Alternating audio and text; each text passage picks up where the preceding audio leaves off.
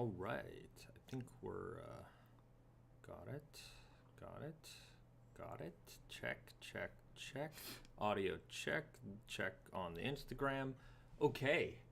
Hello everybody. Hello people on Instagram land. It is Bahzad and Risa.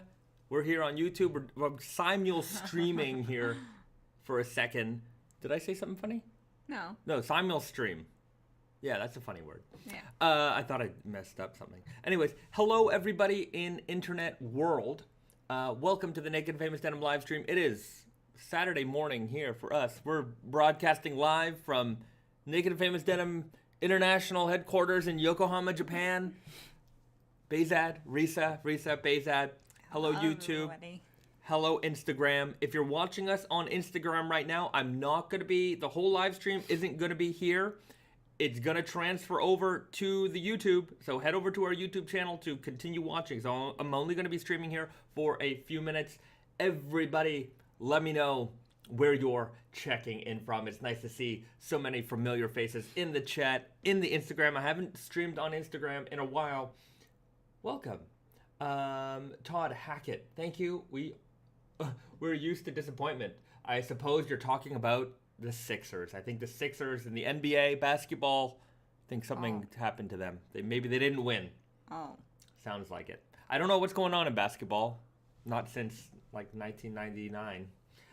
Brainster, hello from Seattle. Lee H, hello from Sydney, Australia. Pedro Cortez in the house. Welcome. We've got all the folks on Instagram land. Hello, everybody on Instagram. If you're watching now, head over to our YouTube channel. Watch us on YouTube. Andy Hardy Brown, Arizona is back in the house. Yamil Canales, hello from Mexico City. Hello. Francisco Michael, hello from Chicago. I picked up one of everything in the linen collection today, and I'm stoked.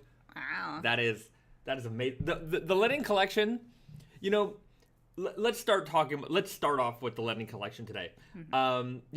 Joaquin Pez, hello from San Francisco in Askum, hello from Norway. Let's talk about the linen collection because, we just launched it. I don't have every piece here. I have the jeans here. Hold on. Risa, you want to hold those up? I'm just holding up my phone. I got to get a phone holder. Yeah. So we've got the raw linen slub denim in the natural. We got the raw linen slub denim in the black. These came out today in Super Guy, Weird Guy, Easy Guy. They also came out in the work pants, chore coat, smart jacket. So it was a big collection kind of on its own. And, when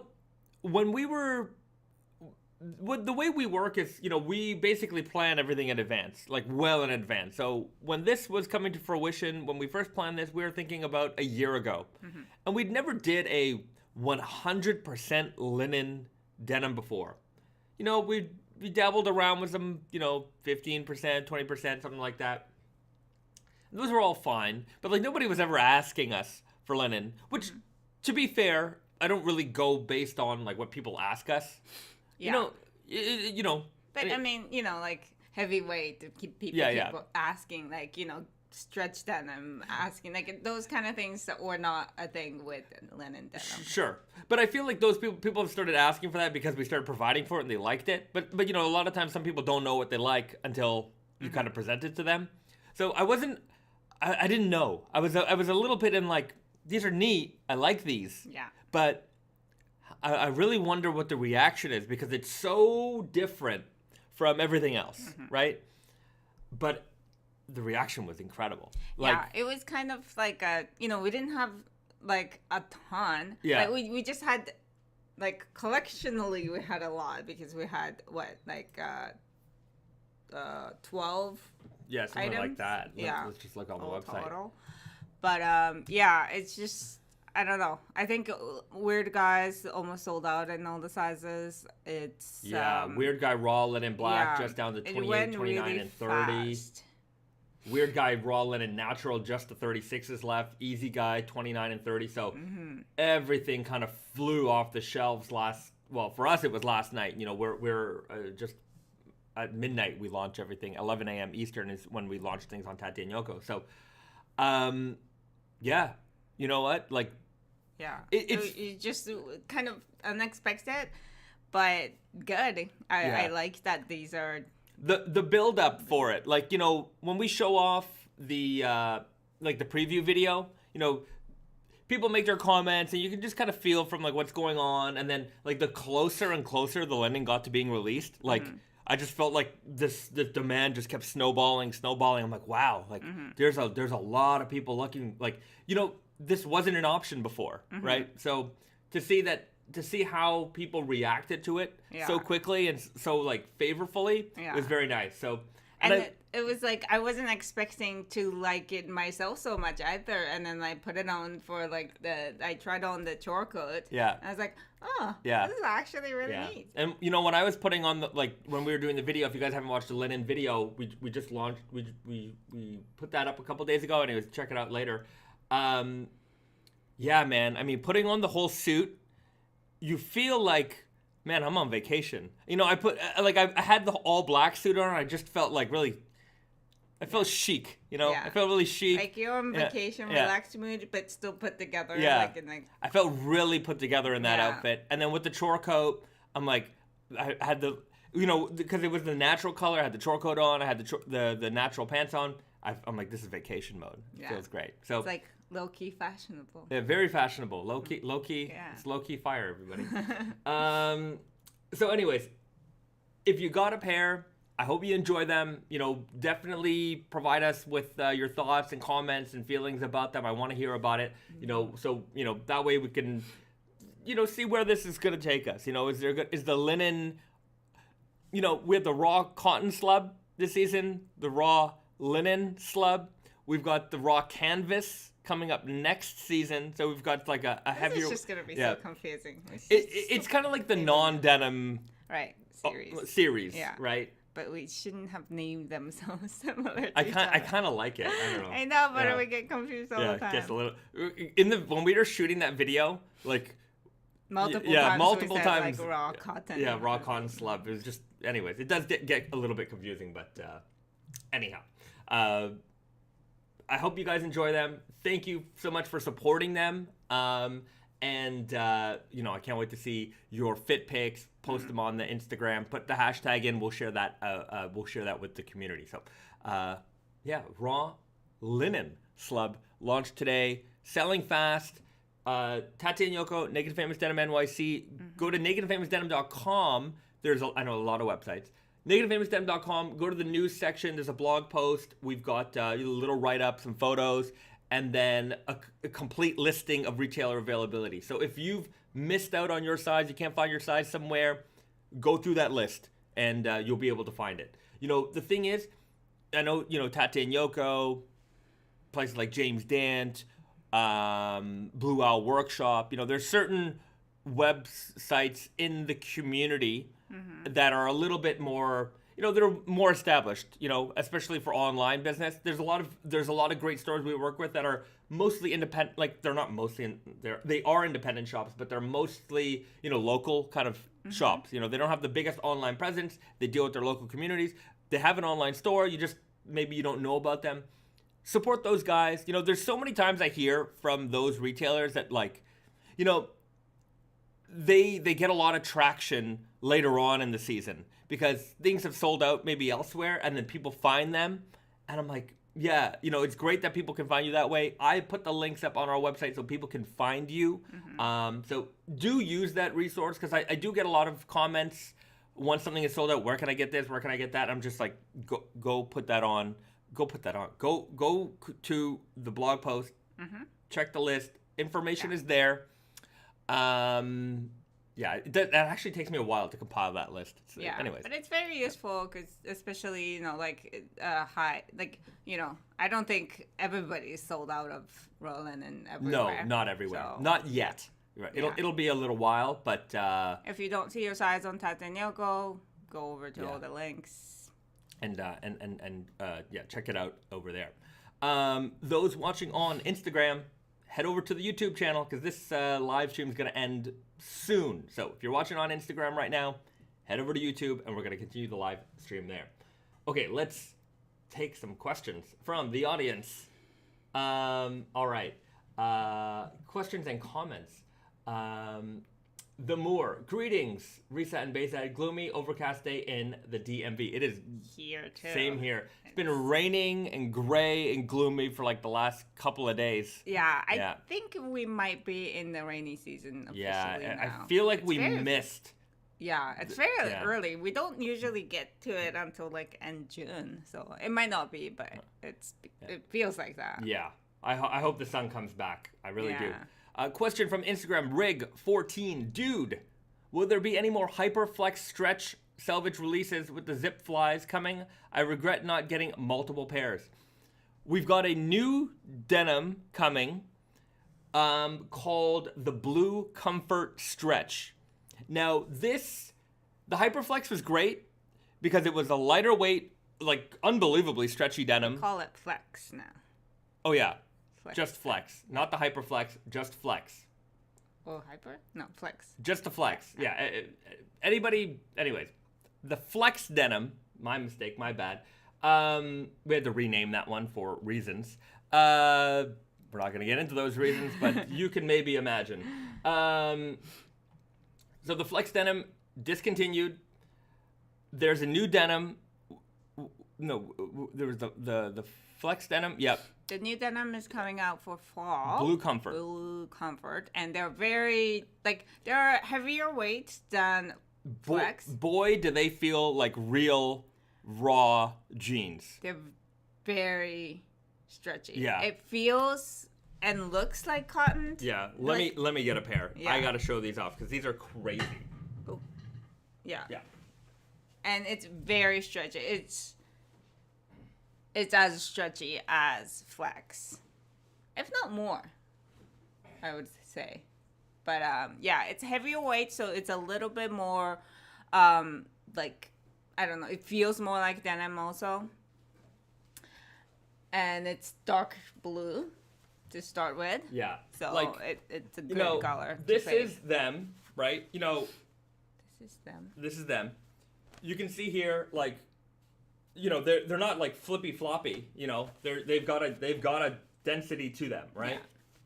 But the heft. But check out this. They stretch, they move. It is really impressive how much this fabric gives. Rope dyed, gonna fade like your regular jeans, and goes right back to shape, no problem, no flop, It's a crispy jean. So I'm very excited for this one. It's a non-selvage, right? It's non-selvage, but if you're looking... That's how we achieved this, though. Yeah. And this is the rinse-washed version, so women's would come in rinse-washed. It's actually still... very comparable. Yeah. Yeah. Just it's like a one shade lighter blue. Yeah. But if you're looking for a really high-performance stretch denim, the Blue Comfort is coming this fall. This, I feel, is going to run for a while. I hope so, because we often do these high stretch things, and we hope to keep it running, and sometimes it doesn't work the way that we want. But this feels like it's one this of feels like a those winner. Things. Yeah. Yeah. This feels like a real winner. Okay, we've got a couple questions. And Russ, any Japanese heritage jeans in the works? We've got the MIJ collection, MIJ 10, MIJ 11.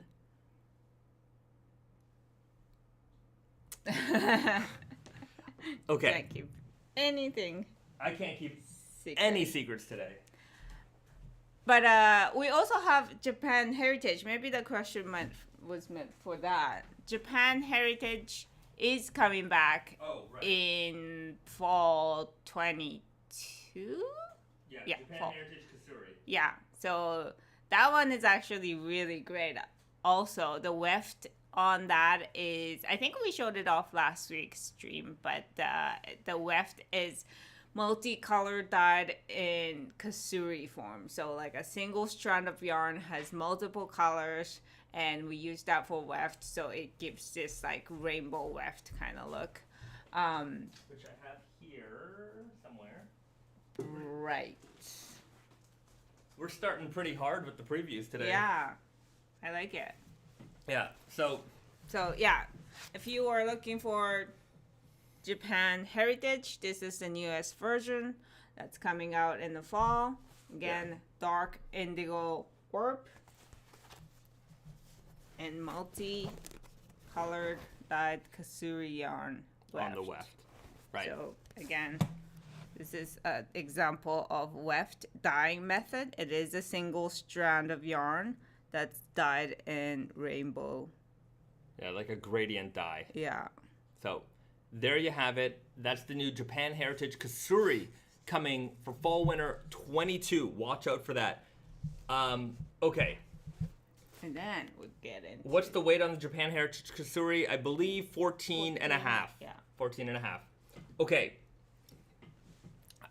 Before we get to MIJ11, if you're watching on Instagram, head over to YouTube right now because I'm gonna cut you off right here. So you gotta go over to YouTube. You gotta check us out on YouTube. If you want to see MIJ11, go to YouTube right now. We're gonna start in just a minute, so I'm gonna give you a minute to get over there. I'll see you guys in the YouTube. Thanks for joining us on Instagram. Head over to the YouTube channel right now so you can see the preview of the MIJ11.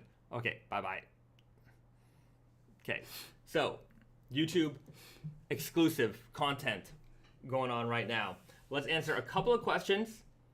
We'll give those people on Instagram a chance to head over here, and then we'll get into MIJ11 preview. We're only 18 minutes in to this live stream, and we've already got the heavy previews coming in. Yeah. And you know what? Maybe now's a good time. Hit the like button, everybody. Hit the like button. If you're coming over from Instagram and you're not a subscriber yet, subscribe to the channel right now. Yeah.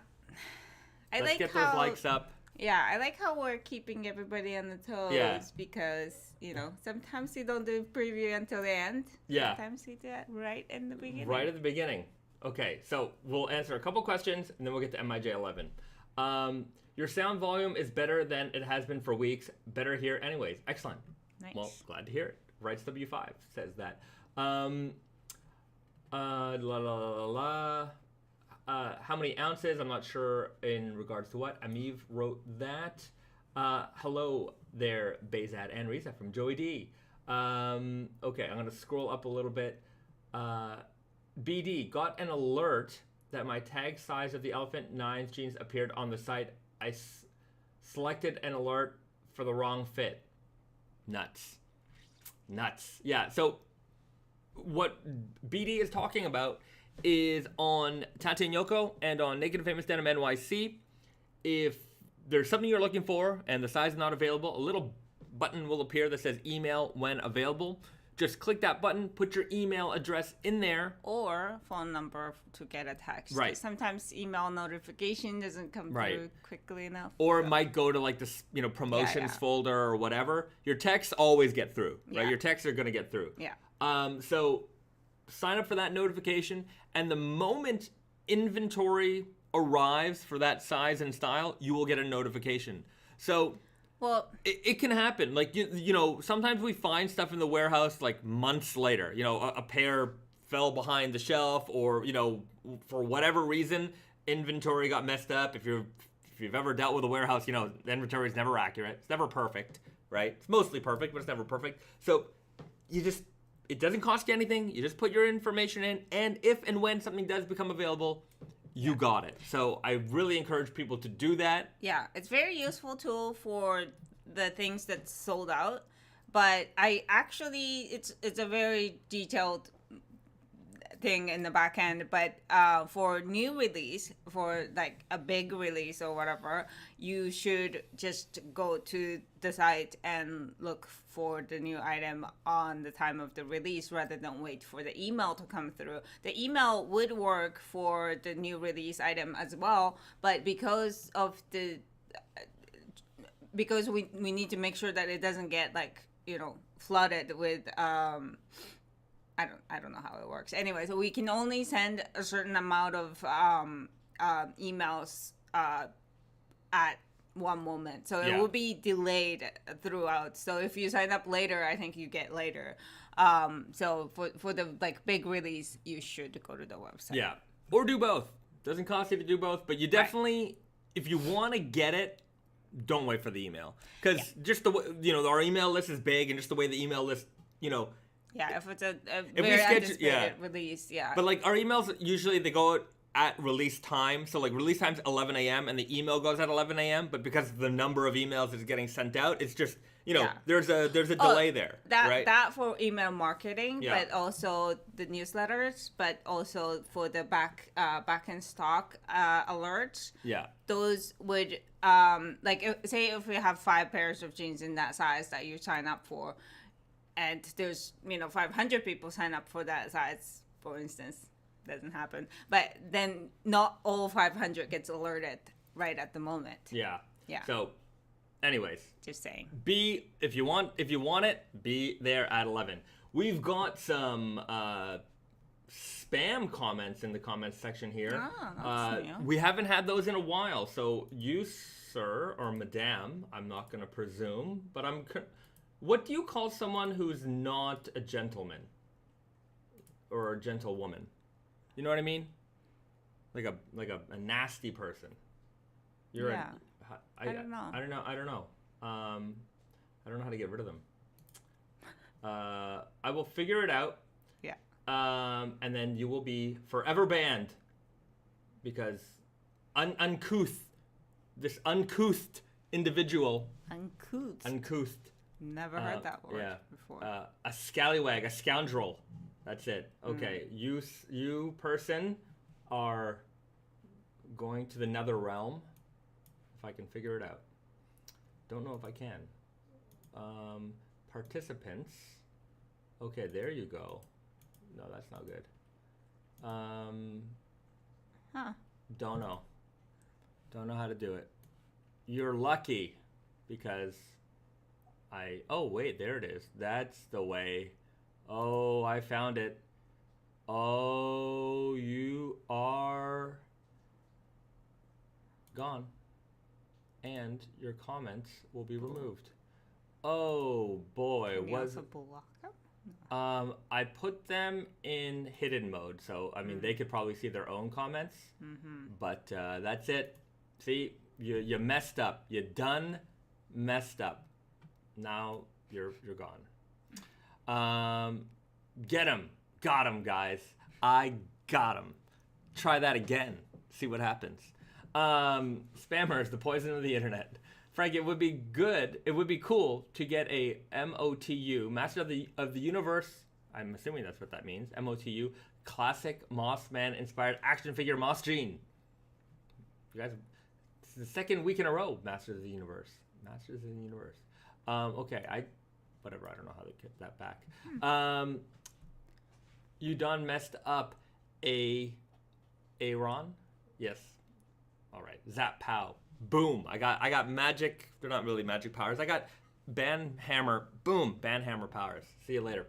Uncouth individuals not invited. Speaking of, well, they're not uncouth individuals, but you know what? What? We'll get into that one later. But first, we got to talk about MIJ 11. So this is, I don't know, have I ever showed this off? I I don't think so, right? Nobody, you guys haven't seen this, right? Am I maybe I'm forgetting things? I'm not sure. But this is the MIJ 11. This is the swatch. This is all I have because it takes about a year to get the yarns to make this fabric. Now, for those of you who remember the MIJ 8, that was the Tokushima Cultural Intangible Cultural Treasure. Natural Indigo Hand-Dyed Japanese Selvedge Denim. The longest name of any Japanese Selvedge Denim jean ever. We did that on purpose, just because it was funny. It is actually like the... It is the actual... There's a word to describe that. Like, well, we use that name because the dye, like the dye itself, dye method, and that way they do it is considered to be intangible cultural treasure. Yeah, the Japanese government has actually distinguished it. So the MIJ was called the Tokushima Natural Indigo Hand-Dyed Intangible Cultural Treasure Selvedge Denim. So they call it like Tokushima hand dyeing, the hand dyeing method, and intangible cultural treasure. So we're taking it a step further. We're taking that cultural intangible treasure and we are intangible cultural treasure. And we are applying that to kakishibu dye. So persimmon dyed, 100% natural dye, hand dyed, Hank dyed, Selvedge, big slub, unsanforized, low tension weave, Selvedge. Crazy. Crazy. The yarn takes a year to get. We're on, like, our guy, like, at the mill was like, I can get you this, but you got to get on a waiting list. And we're like, whatever it takes. If it takes 2 years, it takes 5 years. We want it. Get it to us. Didn't take 5 years, but it's like, okay. And only so much of it comes up every year. Yeah. Only so much of it is available. So we got it. We're making approximately 110, 120. Probably ends up being 100, yeah. I think. Whenever I get the high number, it always ends up lower with this stuff. So there's not going to be too many of these available. Yeah. We're going to have it available around holiday. Retail price is going to be just under $800. It was going to be higher, but I there's something in me that I'm just like, just take the small margin on this and put it out, right? I don't like, anytime the price gets over a certain point, I'm just like, cut our profit, just because I just want us to put it out there. Because look, it's only 100-ish pairs, right? This isn't our bread and butter here. This is for the Naked and Famous Denim, devotee, the person who wants the rarest. To be fair, I would imagine that the customer who buys this probably has a lot of Naked and Famous jeans anyways. So this is for you guys.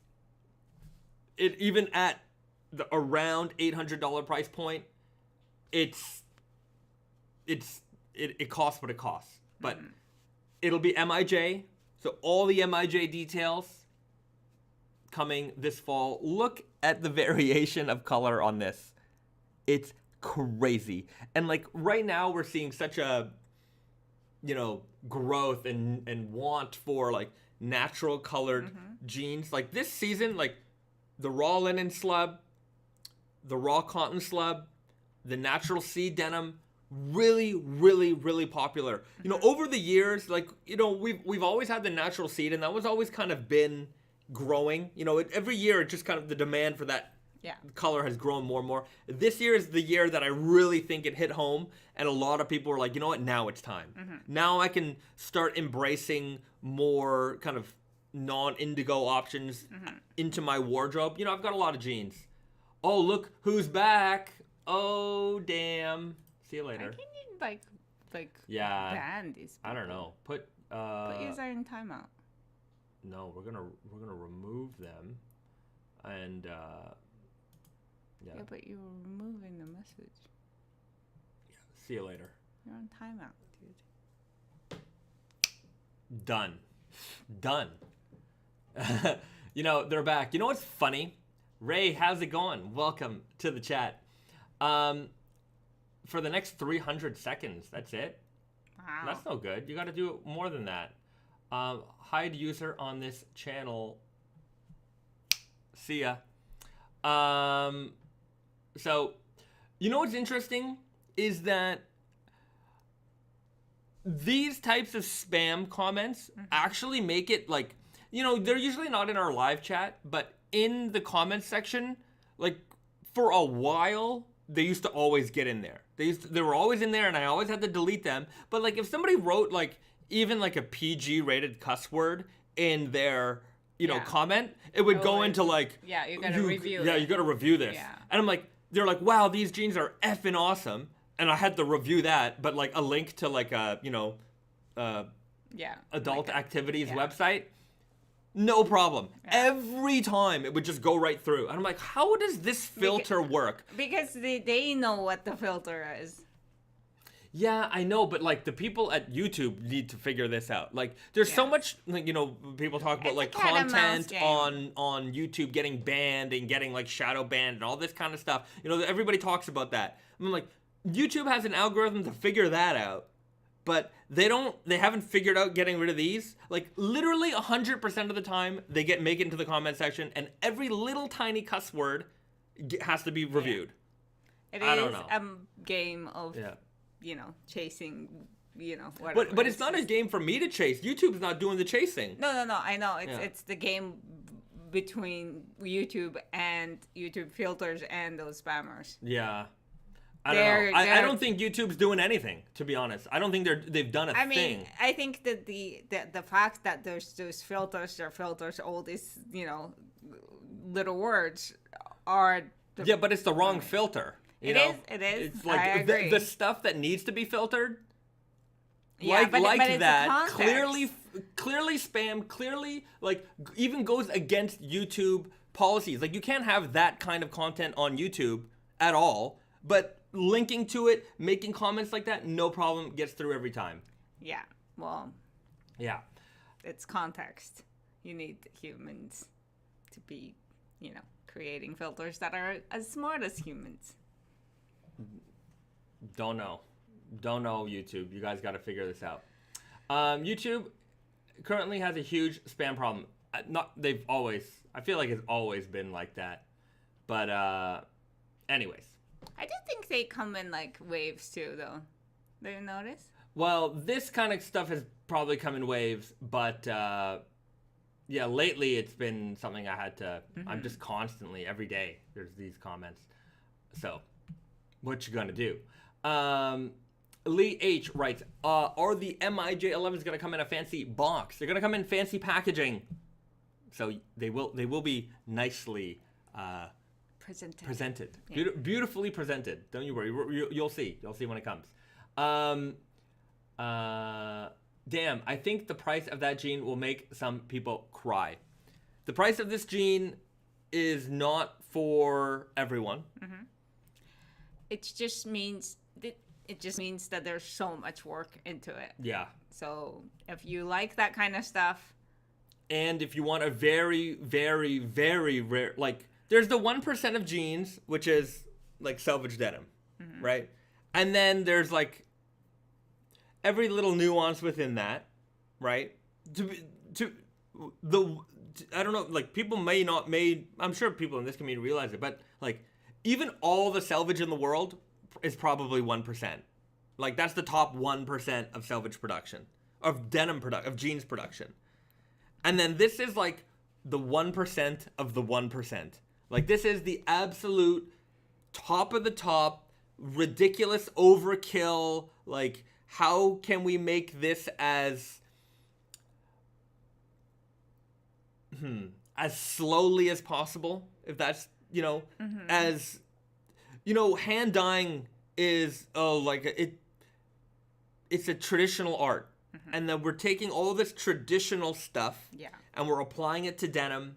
Not only hand dyeing, but using the natural dye, which is very, very hard to deal with. Yeah. Make and deal with. And control. You can see the insane amounts of color variation in this. And this is all dyed, in the same vat with the same yarns, and that's the kind of variation that you get. When you do and because because it's natural and because it's hand dyed, so you just cannot control this color. It's gonna come out however way it comes out. Yeah, a fabric nerd would look at this and just be they would really get and understand what is going on here. This is something that is very special. Aside from hand weaving or hand sewing, this is as much work you can put into a pair of jeans as possible. Hand dyeing by aging artisans, you better believe it. There's literally a handful of people who do this.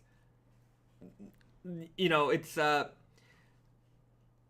when you go to the countryside, you get all the workers are pretty old. Generally speaking, they're pretty old. And there's no getting around the fact that this is kind of a dying... Dying might, yeah. Dying that's not the right word. It's just a tradition that it's hard. Like with all traditions, they're just harder and harder to pass down to the next generation, right? And also like things like this, it costs what it costs because it takes that much time, that much work. But obviously that's not the most efficient way to make money or to make anything. Yeah. So it's understandable that this is not. I guess dying for lack of a better term. Yeah. But I do see like a lot of new generation going into like these kind of artisan things in Japan though, so that's kind of exciting. Yeah. It's just like those guys understand the value of it, so like they're trying to keep it alive. Yeah. And but they charge a lot more too because of that, and. So, this generation where, like, they were doing this for a long, long, long time, like, that's a family business, and then they're just continuing to do it, and, not, like, in a flashy way. They're very small number. Yeah, small scale. Everybody's trying to get to them. Right. And I guess even though it's expensive from these guys, sometimes the price of this also just reflects, like, their personal value. Like, they've been doing this for a long time. It's kind of like the Naked and Famous Bon Marché, like, feeling towards things where it's like, we've been in workwear, our company, like Brandon's grandfather's company, like started selling jeans and stuff door to door for like dollars. You know what I mean? So like to sell something for hundreds of dollars, it's like there's a semi disconnect here where we're like, we know what it's worth, but we don't want to, I want to give you the best price. Like it's always about, even when we have to charge something like this, I still want to give you the best price, and that's just built in me. And there's some people who are like, no, I'm going to get the most price. That's not the way we do business. Speaking of that, like I've been negotiating like a whole bunch of like, there's all these kind of like services and stuff that we have to pay for. And I just hate having to deal with these, if you're in the like, providing a service industry, subscription service industry for like industry, nobody has an honest price. It's all made up. That's the worst. Anyway, I don't want to get into it, but I've been dealing with that all week and it's been annoying. So I just wanted to put it out there, get it off my chest. Okay, Amiv, when is the True Guy Fit going to be available?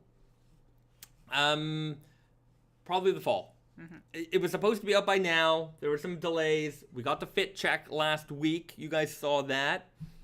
We're just finalizing some details, and then we will have some core models out in the fall, and then by spring a little bit more, and probably by next fall, so long as everything, so long as everybody likes it. Yeah, and we got a good response from it. Yeah. It's going to be part of the main 3. It'll be the main 4. Super guy, easy guy, weird guy. Yeah, it's exciting. We're kind of seeing this, becoming that, but at this time we're still. Yeah, I think it's gonna be a hit. I think so. That's too. My feeling. Everybody's been asking for straight leg, and this is long overdue. Yeah. Metal Plague 89. Is there an upcoming sale anytime soon? Venomous Teddy has got your answer. Canada Day, Independence Day, we call it Can America Day. We'll have a sale then. So the next sale to watch out for is then. We might do a little thing, probably like a mic, I don't know, maybe some kind of small promotion on Victoria Day in Canada, which is the May 2-4 long weekend, May 24th long weekend. That's a holiday we don't get in Quebec. We don't get that one in Quebec. In Quebec, we get Saint Jean Baptiste Day, June 24th. That's the Quebec kind of Independence Day. And also, well, they're a nation within a nation. And Quebec also doesn't respect Canada Day. Mm-hmm. It's often referred to as Moving Day. Interestingly enough, a lot of Canadian businesses have sales around Canada Day. And if you look at like the Best Buy flyer, Best Buy electronics, all that stuff. they'll have Canada Day sale, and then in the Quebec version of it, it will be called the Moving Day sale. Right. And in Quebec, for some reason, not really sure how or why it started, but a lot of people's apartment leases start and end on July 1st. So on and around July 1st, everybody is moving, and so they call it Moving Day, and just the streets are littered with free furniture. Like, and appliances. If you don't mind a street couch, it is Christmas for you on and around that time of the year, because there are couches everywhere. It's the like the happiest day for like, you know, scavengers, street hunters. Yeah, it's interesting, but that Quebec operates in its own little fun way, and okay, how will the MIJ11 be releasing alongside the MIJ10, or is the MIJ11 for fall next year? It'll release probably around the same time, maybe a little bit later. A little bit later. But within the same like season, I guess. Yeah. Okay. Somebody's asking about Essence. Essence SSENSE.com. For those people that know, Quebec company, luxury retailer. They carry a pretty wide assortment of Naked Famous Denim goods and products, but we also do some exclusive, kind of more fashion-forward pieces for them there. And they had some exclusive kimono shirts with the linen, and they also have some wide pants. You know, the wide pants we usually make in the ladies' collection, but we do make it for the men's over there. I mean, there's no men's or women's, it's all unisex, but... Essence usually takes like women's fit and then make it in men's sizes. Yeah. And then they sell it as men's, but you know. We can talk about like men's, women's fits. I think that's a good topic. A Diet Man, can you please restock the linen denim again? Pre-order. Check out if you can't find it on Tata and Yoko, Naked Famous Denim NYC. Head over there. They might have what you're looking for. I can see that they have the weird guys in stock still, so check that out. Check out nakedfamousdenim.com. We've got the blog post for the linen denim, complete retailer listing there. If you can't find, you should still be able to find your size somewhere. Yeah. Right? Tata and Yoko, we might have sold out faster, but other websites, you know, they don't have the same kind of, you know, reach as we do. Yeah. So support those guys. Click on every link. Yeah, you'll find it. You should not have an issue finding your size right now. Maybe in a couple days, but right now I think you should still be okay. Okay, you know, I had an email this week about men's and women's, you know, fits, and I guess you know, we live in a world where, you know, things are a little bit more, I would say that we're more, what's the word I'm thinking of? The lines are the lines blurred, or were the lines never really there? Like when it comes to jeans fits, right? You know, a men's fit and a woman's fit, you know, whatever fits is really my opinion on that. Yeah. When it comes to clothing, like as a woman, you can reach over to men's side easily. That's normal. If you like anything like that are sold as men's, buying that and your size is not really a problem. I think sometimes men have a hard time reaching over to the women's side, but at the same time, it's like when it comes to like things like jeans. I mean, jeans are made for men in the beginning, but you know, now everybody wears them. I think there's more sales in women's jeans than men's jeans. So it's it is. It boils down to, like, you know, we call men's jeans because generally speaking, you know, I mean, the world still is in this way, but you know, you have to take into account like the physical differences, right? You know, women's have smaller hips, smaller waists, larger hips, and so those are things that we have to consider in the men's and women's fits. But you know, it all boils down to wear whatever fits for you. Yeah. Even some of the women's tops, like the Aloha shirt, some guys are a little bit slimmer and they need the slimmer fit and they go into this style. Yeah, or shorter. Or shorter, yeah. right? So like our New York store, like they tell me all the time, like, some of our women's tops, sometimes they sell them to guys. I'm like... Actually, we sell a lot of classics to Yeah. men in New York because they're just, they're trying on and you don't have to feel like, this is women's section or whatever. And, until True God, we didn't have a straight leg for men in that in the main thing. So and they look great because the rise is higher. You have more room in the in the crotch thigh, and stuff. And so it's interesting that I get that email every now and then.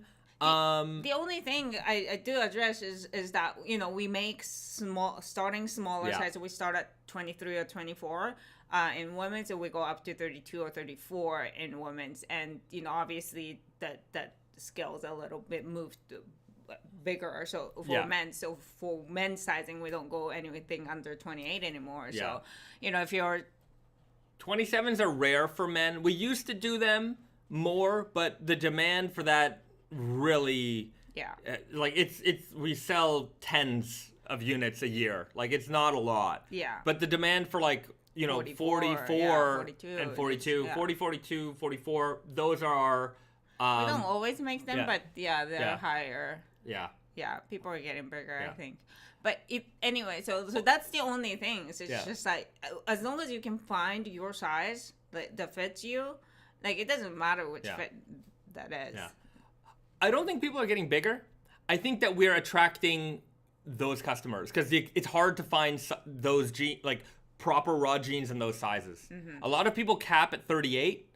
And and so I think that we're bringing that audience in. So so there's more people there. You would get more 27. Yeah, I don't know. At the start of Naked Famous, I was very slim. I was wearing 28s, and sometimes I could get into the 27s. I was very slim, and there just wasn't even from customers in Southeast Asia They used to drive a lot of that size 27 business, but when they would sometimes cap out at 32, they're like, actually, no, we need the 34, we need the 36, we need the 38, because they started finding that, they were attracting more of these sizes than the smaller sizes. Mm-hmm. Not really sure. Hence my observation. Maybe people are getting bigger. Maybe.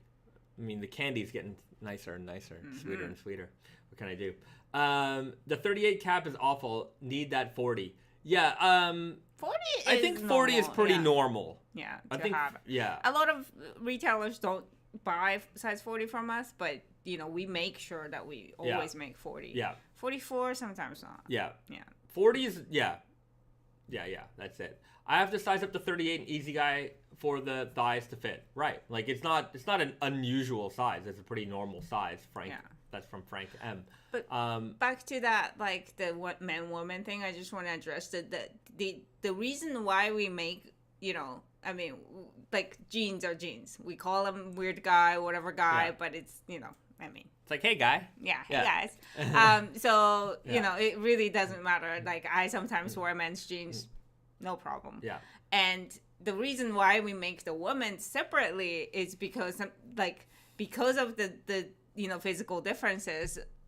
Women have very varied body types. A lot more varied than men.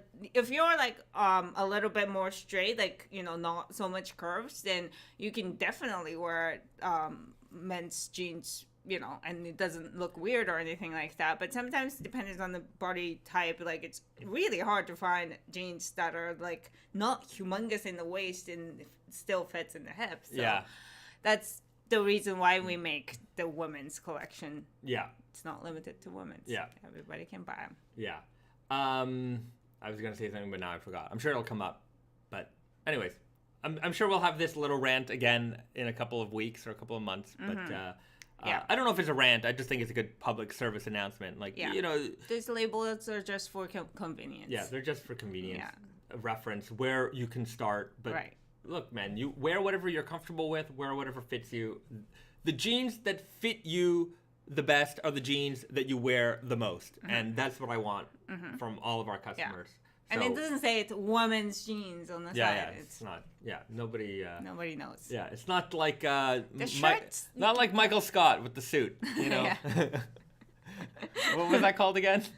Mysterious. Mysterious. Yeah. Mysterious. Yeah. It's a European cut. Yeah, like tops it's a little bit harder because you can tell like Maybe. the buttons on the right different side. Yeah. Mysterious. Somebody asked, is the 44 more expensive to make? I saw the comment. I didn't see who made the comment. I guess technically, yeah, but it takes more fabric. It definitely takes more fabric, like compared to a 28. Yeah. But you know, I don't want to. You know, one thing in Japan that they do, but I find odd, is that they charge you more for sizes above 38. Some brands do it. Some brands do. Yeah. And I get it. The cost is higher. Yeah. But you just have to even it out. Yeah. Sometimes you win with the smaller sizes. So. Right.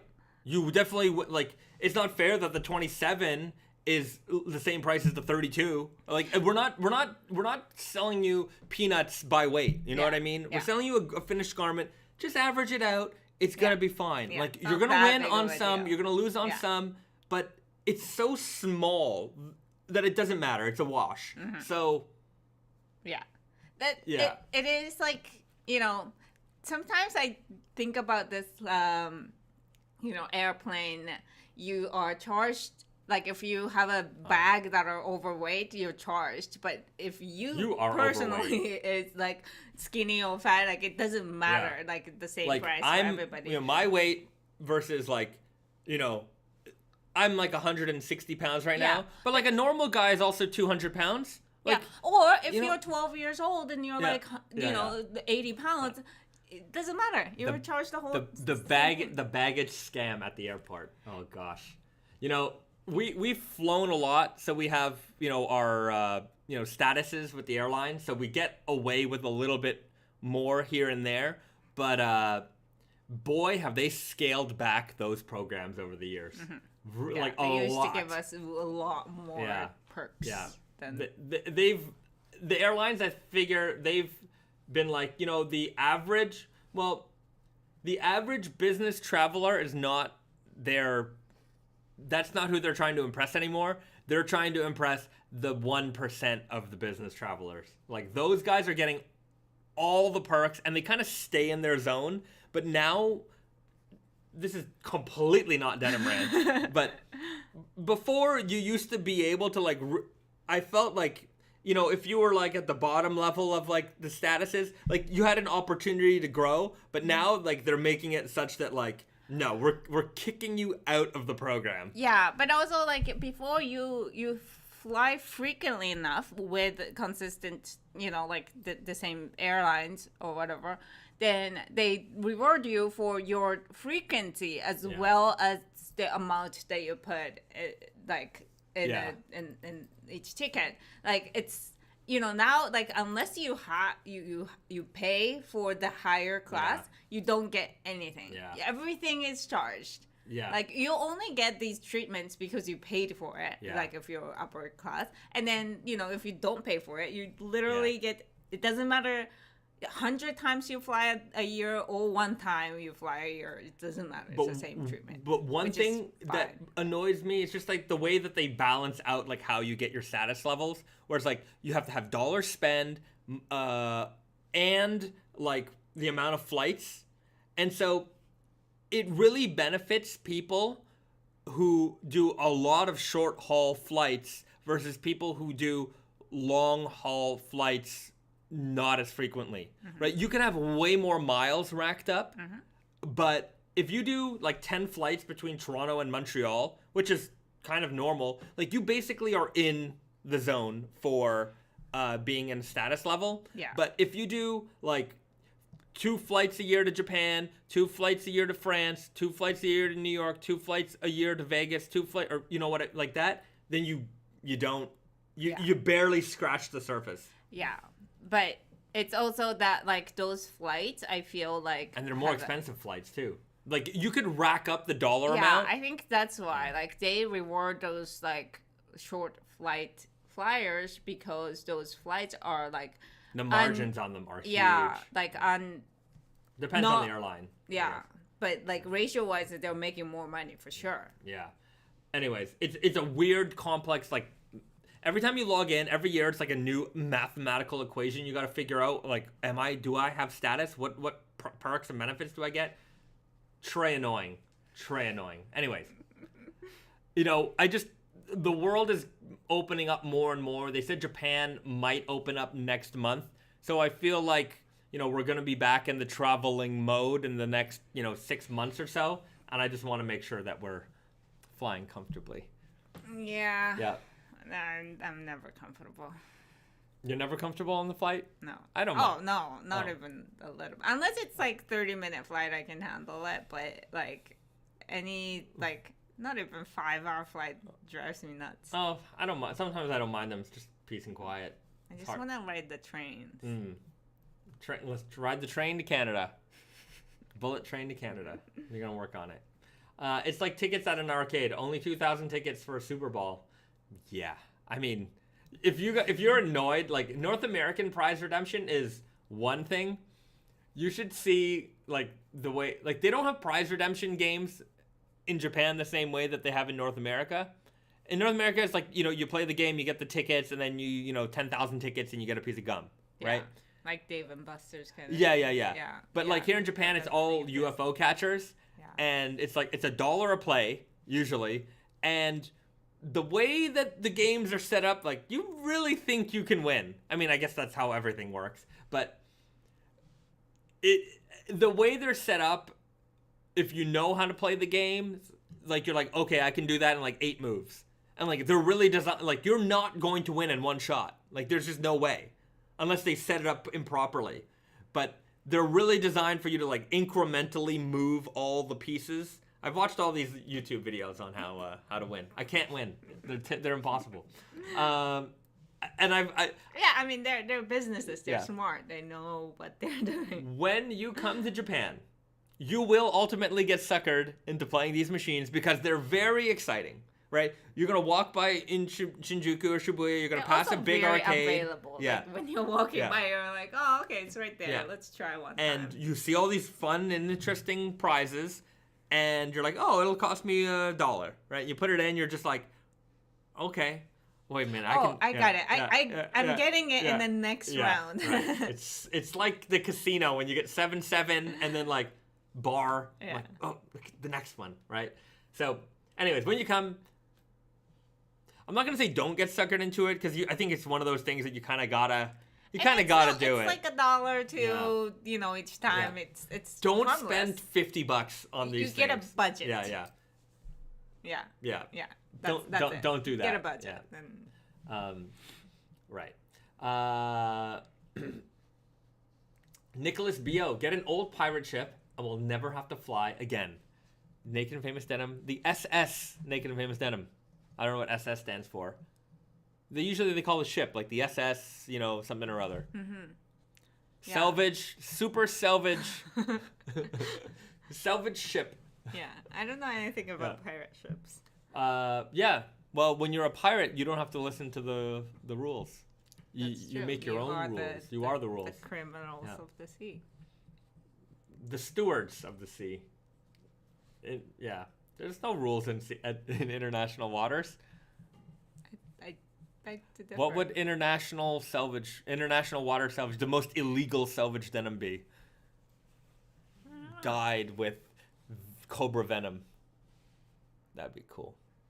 Cobra venom dyed denim. Yeah, be really that would be what pirates should wear. Yeah. Can you think of a more eviler dye than cobra venom? I don't know. Is it harmful? I don't know. It'd be cool. Pokemon jeans. Maybe one day. I would mermaid blood dyed. I don't want to kill mermaids though. No. See, with the venom, they're okay. You can milk a snake. They call it milking a snake, even though it's not like a cow. Okay. Yeah. Anyways, let me know what you think a crazy, stupid pirate ship denim Something- would be. Yeah, In I the don't comments. All right. Would you ever sell a collection of fabric swatches grouped by season? Serious question. We're not that organized. That's the actual answer. Yeah. We're not that organized. Yeah, you'd think, some of these little things that you think are just kind of easy. It's like when somebody on Instagram messages me and they're like, "Hey, I got a quick question." I'm like, "No, you don't. You do not have a quick question. You have a very long question." Speaking of which, somebody asked me the dumbest question the other day, and I'm like, "How dumb do you think I am?" I don't know. And they were like, "Hey," basically they were like trying to scam me into getting. They're like, "Can you help me with my login information on Instagram? I need to send you an email to get my." I'm like, "Oh yeah, that's." I'm like, "Are you? If you're watching right now, like, what do you think you're doing? Like, okay." It was. I've been like, "How dumb do you think I am?" Like it was actually insulting. Like, there's one thing for like a scammer to just scam, right? I'm like, okay, scammers scam all the time, right? But like the level of like, "Hey, can you email me your password?" Basically, like, Yeah. I'm like, yes, that's what I'm going to do. Right. I mean, don't take it personally, but Yeah, whatever. You know what? Okay, another funny thing, funny mention, funny shout out, because we're getting to the point of the show where I'm gonna ask you again to hit that like button, everybody. We're at 1 hour into the live stream. Hit the like button if you haven't hit that like button right now. If you haven't hit it right now, then hit it right now.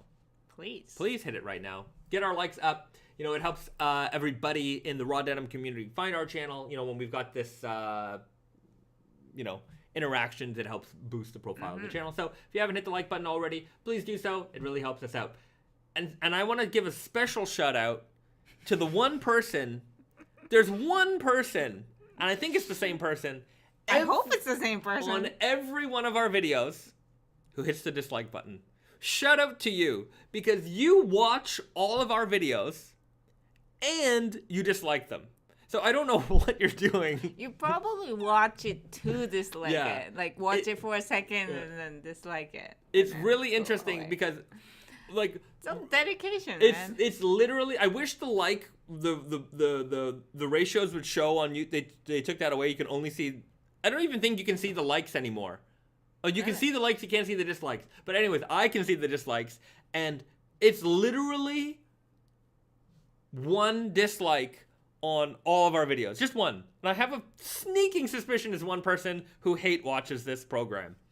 And that said, I admire your dedication to that, right? So shout outs to you.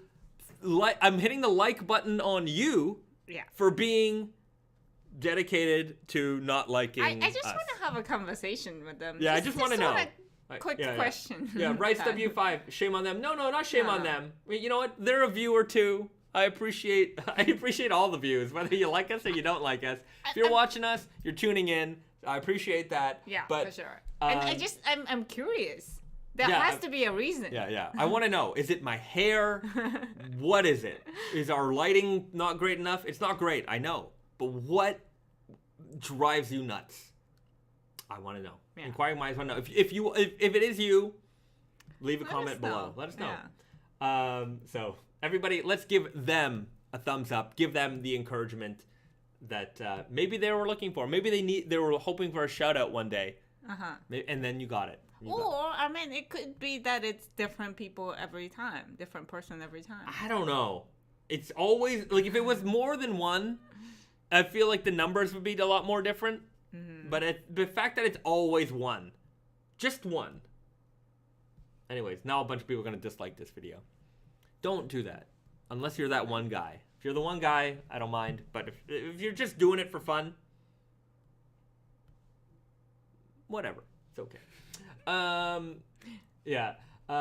They don't like them themselves. Scammers target the less tech savvy on purpose. It's why the emails are still full of spelling and grammar errors. Oh, I know this for a fact. Yes, I'm well aware of this. But this person seemed to be like a you know, it didn't look like a scam account. The person on IG who tried to like, I'm like, I don't know what you're asking me for or why you're asking me, but they seemed like a normal person, you know, fashion posts and things like that. So I'm just like, you just want to, like, what is your goal here? Also, hey, I'm gonna take over the Naked and Famous account and then just haha, like, what is your aim, right? I don't know. Just Can you like you can sell an account? So yeah, I you guess, just- but like, I don't know. You thought you were gonna outsmart me, okay, sure. And then what were you gonna do with that? Don't know. Anyways, annoy us, and then it's just a weird. You know, if you're a kid, I don't know. Anyways, I'm not gonna get into that nonsense. Don't try it, guys. Don't try it. Maybe that person is dyslexic and actually wants to like. Maybe. Or maybe this means this where they're from. Ah. That could be it. That could be it. And they're like, why is everyone doing the like? This is great content.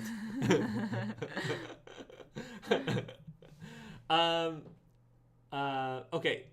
Philip, Age Zach. Definitely screw that up every time. I hope you appreciate every new iteration of your last name I throw out there.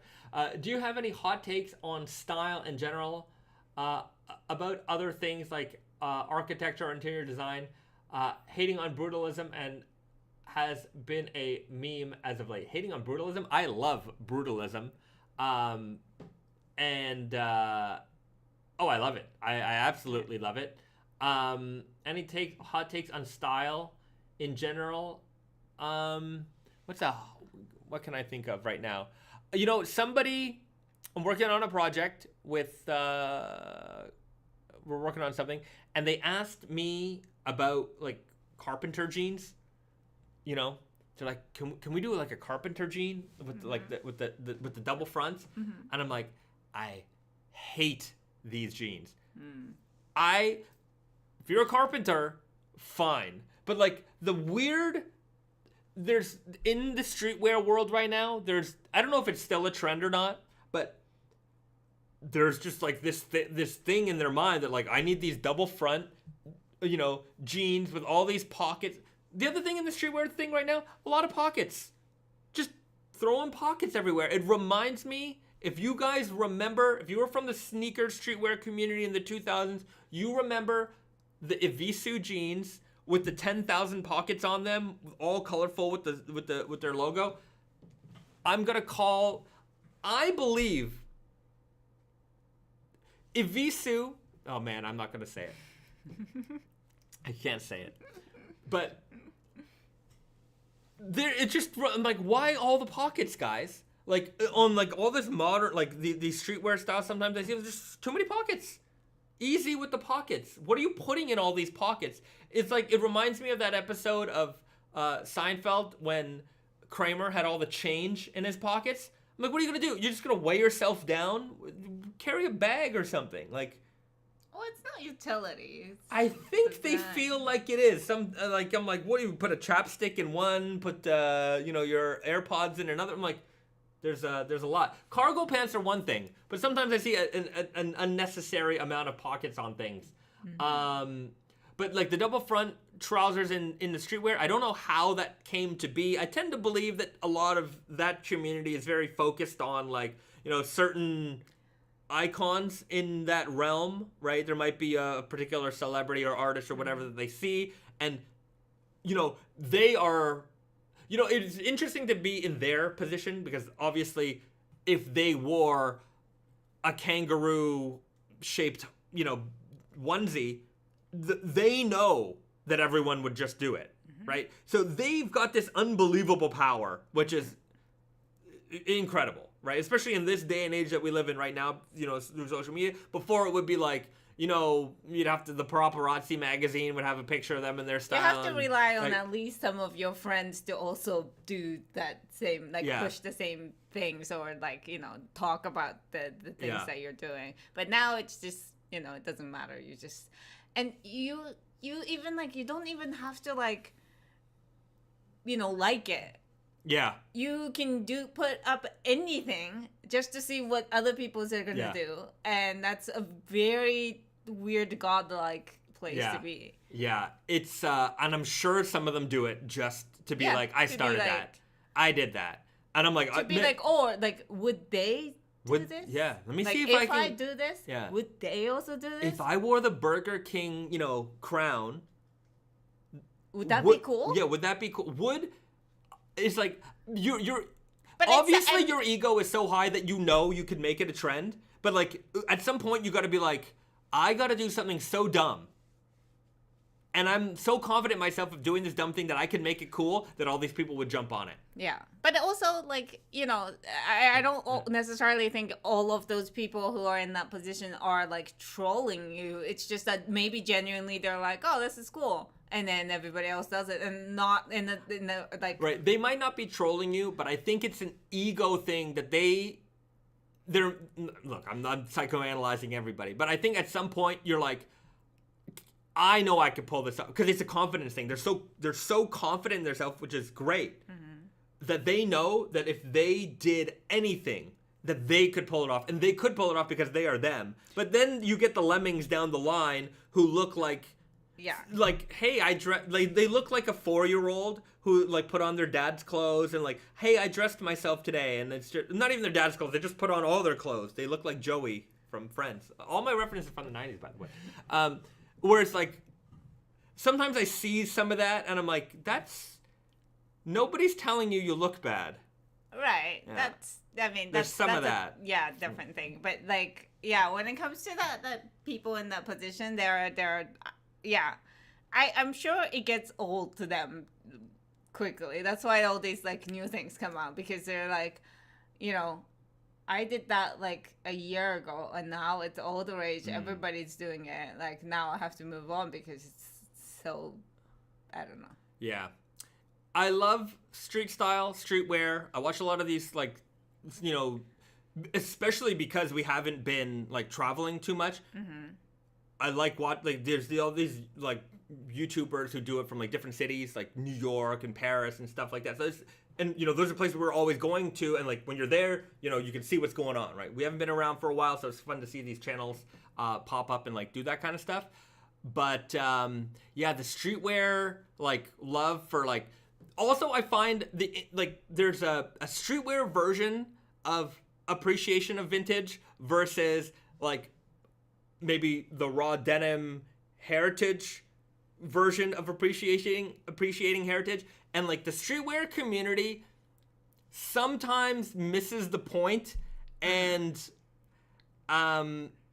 but they also, appreciate things a little differently. They pride themselves to look as weird as, well, some of them, not all of them, but like weird things are the things, like things that catch your eyes because it's so different are more important in that culture than like raw denim. It's very subtle. I think it's just like it all looks like dark pants, but like these like nerdy details, I think, or like slight difference in fits and stuff like that. Like, this community a little bit more like appreciate details and subtlety and things that look the same as anything else but actually different, whereas like streetwear community a little bit more like obviously different. Like, you can see. I want you to know that this is vintage style, whereas the raw denim heritage community is a little bit more like, I'm gonna embrace traditionalism a little bit more, and I know that and but I don't need to tell you. Yeah, exactly. I mean, I could. It goes that meme. I know my jeans are whatever, but that was the worst explanation of a meme ever. But they're like, this is I got to do a better analysis of this. I'm sure I could.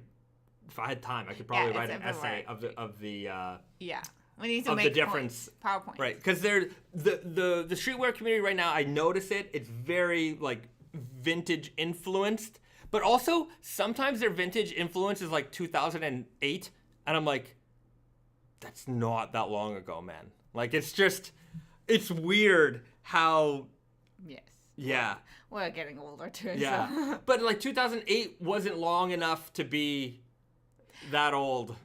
I don't know. I don't know. Things have changed a lot Yeah. from 2008, I think. Maybe. It does feel like Yeah. it's a vintage. Yeah. Bokujan. I get the impression that Japanese street fashion is much more daring, at least based on what I see on Instagram. Lots of avant-garde and interesting takes and cuts and flowy wear, such as yoji. I would say, yeah, there's a lot more loose fits in Japan. But here's the thing, like any community, like there are certain quote unquote uniforms, like the creative kind of class of people tend to be a little bit more flowy dressed, I find. Would that be inaccurate? Like for guys especially. Well, the thing is, I think bigger clothing, like oversized clothing, they don't look professional. You know Yeah. what I mean? Like if you work in a like more, say, like you were selling houses or whatever, like you don't want to, show up in the baggy Yeah, clothing. you're 'Cause not gonna it wear looks that like yoji fit. You're not, properly dressed for some reason. I don't know why, but it's just ill-fitting things are not Yeah. professional. Yeah. But also guess. the stuff you see in the street style is definitely curated for certain Oh, looks. 100%. Like If you go to Harajuku, like you can find every single kind of people in like 1 second. So Yeah. it's like you can pick out the trends that you want to highlight, and then Yeah. you can find people who like. And if you go to like Harajuku or Ginza or wherever, there's gonna be, especially in Harajuku, there's gonna be like an army of photographers on the street just waiting. Like this is their job, right? And they're like, okay, well, my company or whatever, we're focusing on varsity outfits. So they're gonna find everybody with a varsity outfit and photograph them. Yeah. So it's not necessarily that it's a trend, but like they're specifically looking for people of who share that yeah. interest. Yeah. I met a woman once who there was I guess there was a Japanese magazine. I'm sure it still exists, called Fruits, and that was the original street style magazine. I'm sure it's still going on today. I don't know. There was Fruits for, I think it was mostly girls, and there was another one called Tune, and that was guys. And that, I don't know how old that magazine has been running for. I don't know if whether or not it still exists. I don't know, but I remember knowing about it in like the 90s and early 2000s. So I'm sure anyways, it's long running. Yeah. And I met a lady who worked there once in Berlin. She was doing some shooting, and I was just asking her about it, and she's like, yeah, we only photograph the craziest people. Yeah. So like for this to be like a slice of like, this is Japanese street fashion, it's not really. It's like the most extreme of Japanese street fashion, which well, it's not necessarily most extreme. Like whatever things that you're watching or seeing, like like it's different. Like if you it depends pick on up who's curating it. Yeah, if you pick up a thing of Popeye magazine, and if you pick up a thing of what's it called, Leon magazine or whatever, like it's the same men's fashion magazine. It's similar age group. You open that street snap on the same month, it's totally different. Yeah. So it's just like there's a lot of subgroups, subtrends. I don't know, subgroups that follow certain different trends in Japan. Like and plenty of them in each group. So. Like after this stream, for example, we're going to Akihabara because we got to do some electronic shopping. But I mean, there's going to be 1,000 maids on the streets. You're going to see it, and it's different. It's not but it's not. If somebody were to start like and just like saying, oh, here's Japanese street style, and they just started taking pictures of maids, you would think that this is a trend, right? Yeah. And it's not really a trend. I mean, it exists as a subculture, but it's not even close to mainstream. So or is it a fashion? It's more like uniform. But it is a style. Like there are girls who like wear a Lolita style, like that's their life, right? Yeah. Anyways, it's weird. There's a lot going on here. That's for sure.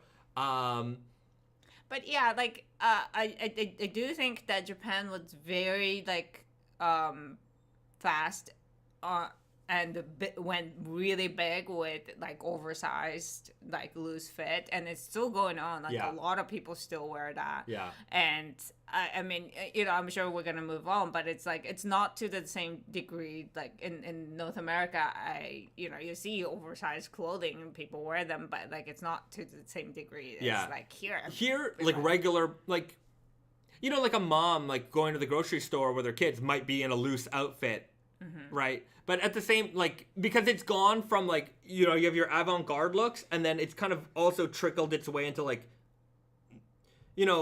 casual wear, normal wear. Also, I just find that people in general here are way more put together. Like, that I think is one of the... When you come to Japan, you will certainly notice that if you come from North America. Like, the average person is, like, very, like, shirt and tie for, like... most men is normal, or at least shirt and trousers. Like they're going to work. It's just like when you see people every day, they're a lot more put together. Yeah. Speaking of flowy and oversized silhouettes, is that common in Japan? Was the skinny silhouettes, aka the heady slimmen look, ever popular in Japan? Oh, 100%. Yeah. Yes. It still is. I mean, Hosts are a good example. Like that Leon magazine might be a little bit more skinny silhouette type of fashion guy. Yeah. Right?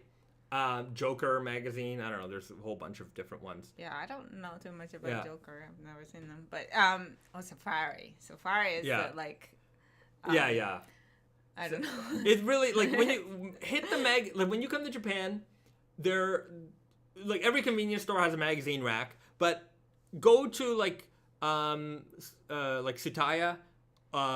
There's in Daikanyama, there's a place called Tea Site, which is an incredible, unbelievable bookstore, and like they have every fashion magazine, and just go through them, right? Just go through, and you'll see like every magazine is really catered to like a very specific demographic, and is like magazines like that, like fashion magazines.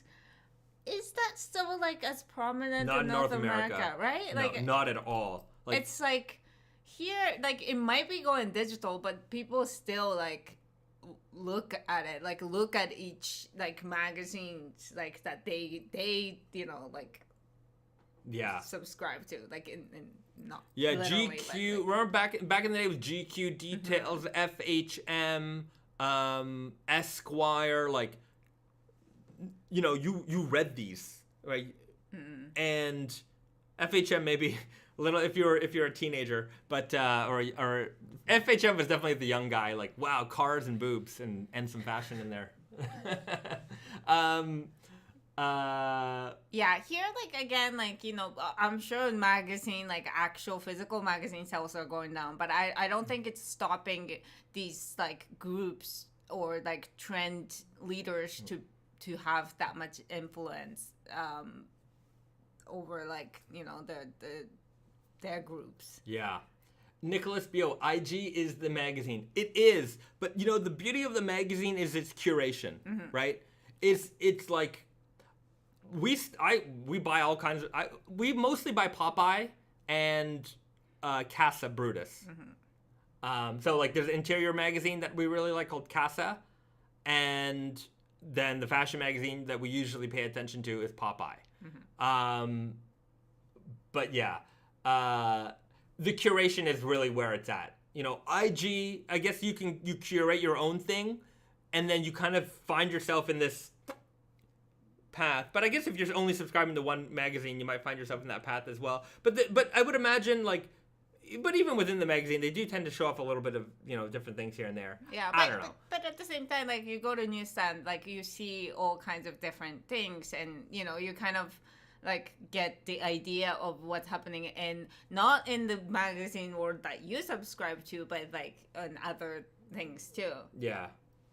And there's very strong trends. Like, I feel like in North America, trendy people are just that they're trendy. Whereas, like, I'm sure, like, in the hip-hop world, they have more, like, their tendencies more streetwear or, I'm sure there's different groups, but at the same time, like, like a trend leader is a trend leader in a lot of different fields, whereas like here I think that you have the divisions, like there's so many divisions of the trends or groups that they're like each leader is as strong as the other. Just going back to like streetwear and vintage, I was just thinking like, you know, there's a brand called Human Made, which is really the blend of that, right? Like that is the brand that most brings together, because it was started by Nigo, who started Bathing Ape,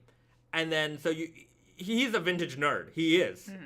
And then he does it in kind of I don't know if he does it in a streetwear way, but he does it in he makes the clothes. But I guess because of his association with like hip hop and streetwear, it just really pulls that audience in, right? And so you might not, like, if you're coming in as I like this, you don't see the heritage style details in the product. Like, you might not be able to identify them, but you're like, okay, well, this is a vintage, varsity jacket style.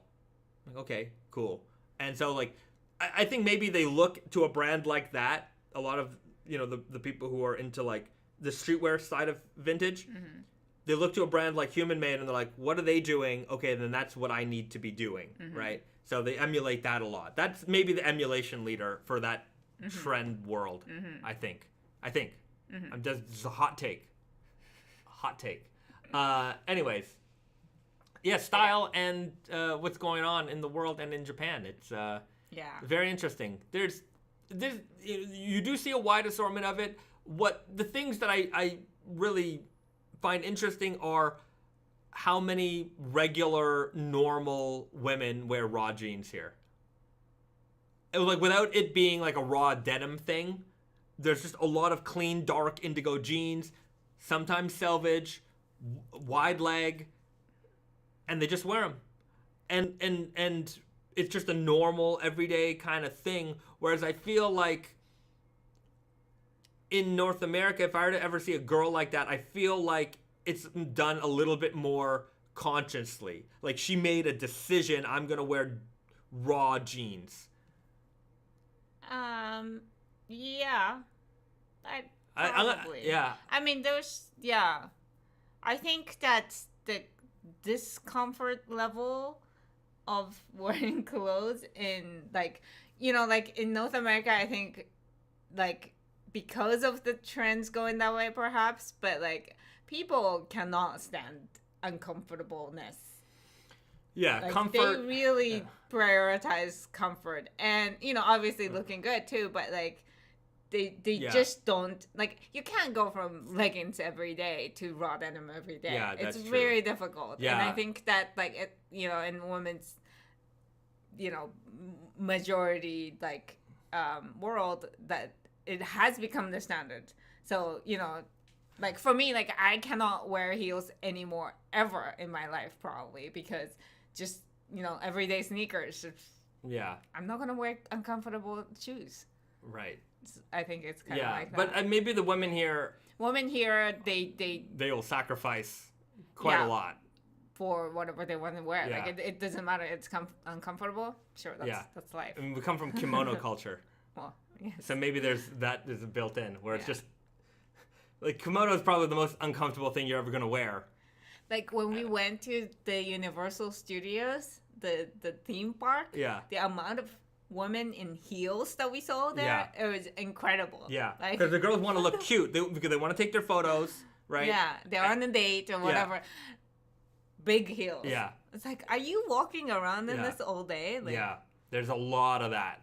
Definitely, there's a lot of that here.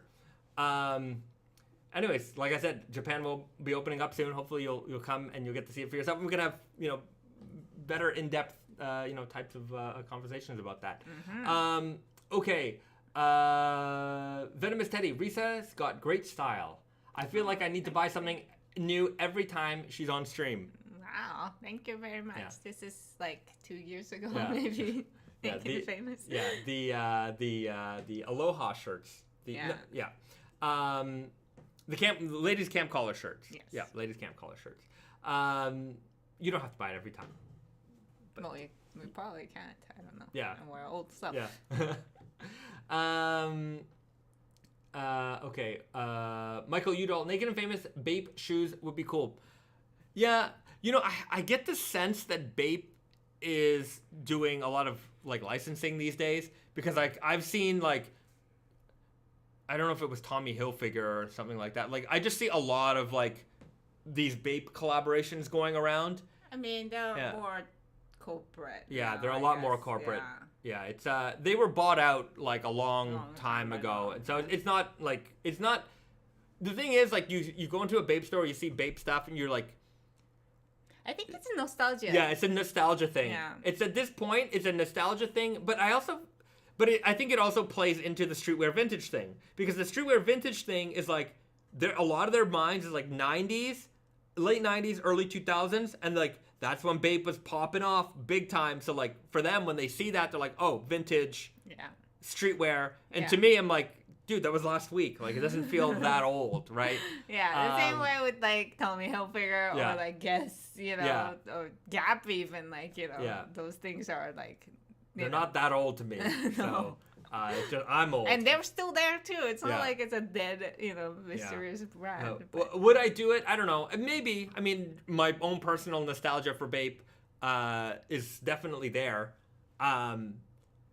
You know, I remember Bape used to make these jeans with like the star on the crotch, and I don't think I would ever do that. But that's the thing. Like, if we were to make a Bape jean, right? If we were to ever to do that collaboration, wouldn't it make sense to do, like, to go into the archive and like do one of their, you know, jeans like that? Like, it was like screen printed on the front, and that screen print would like fade away.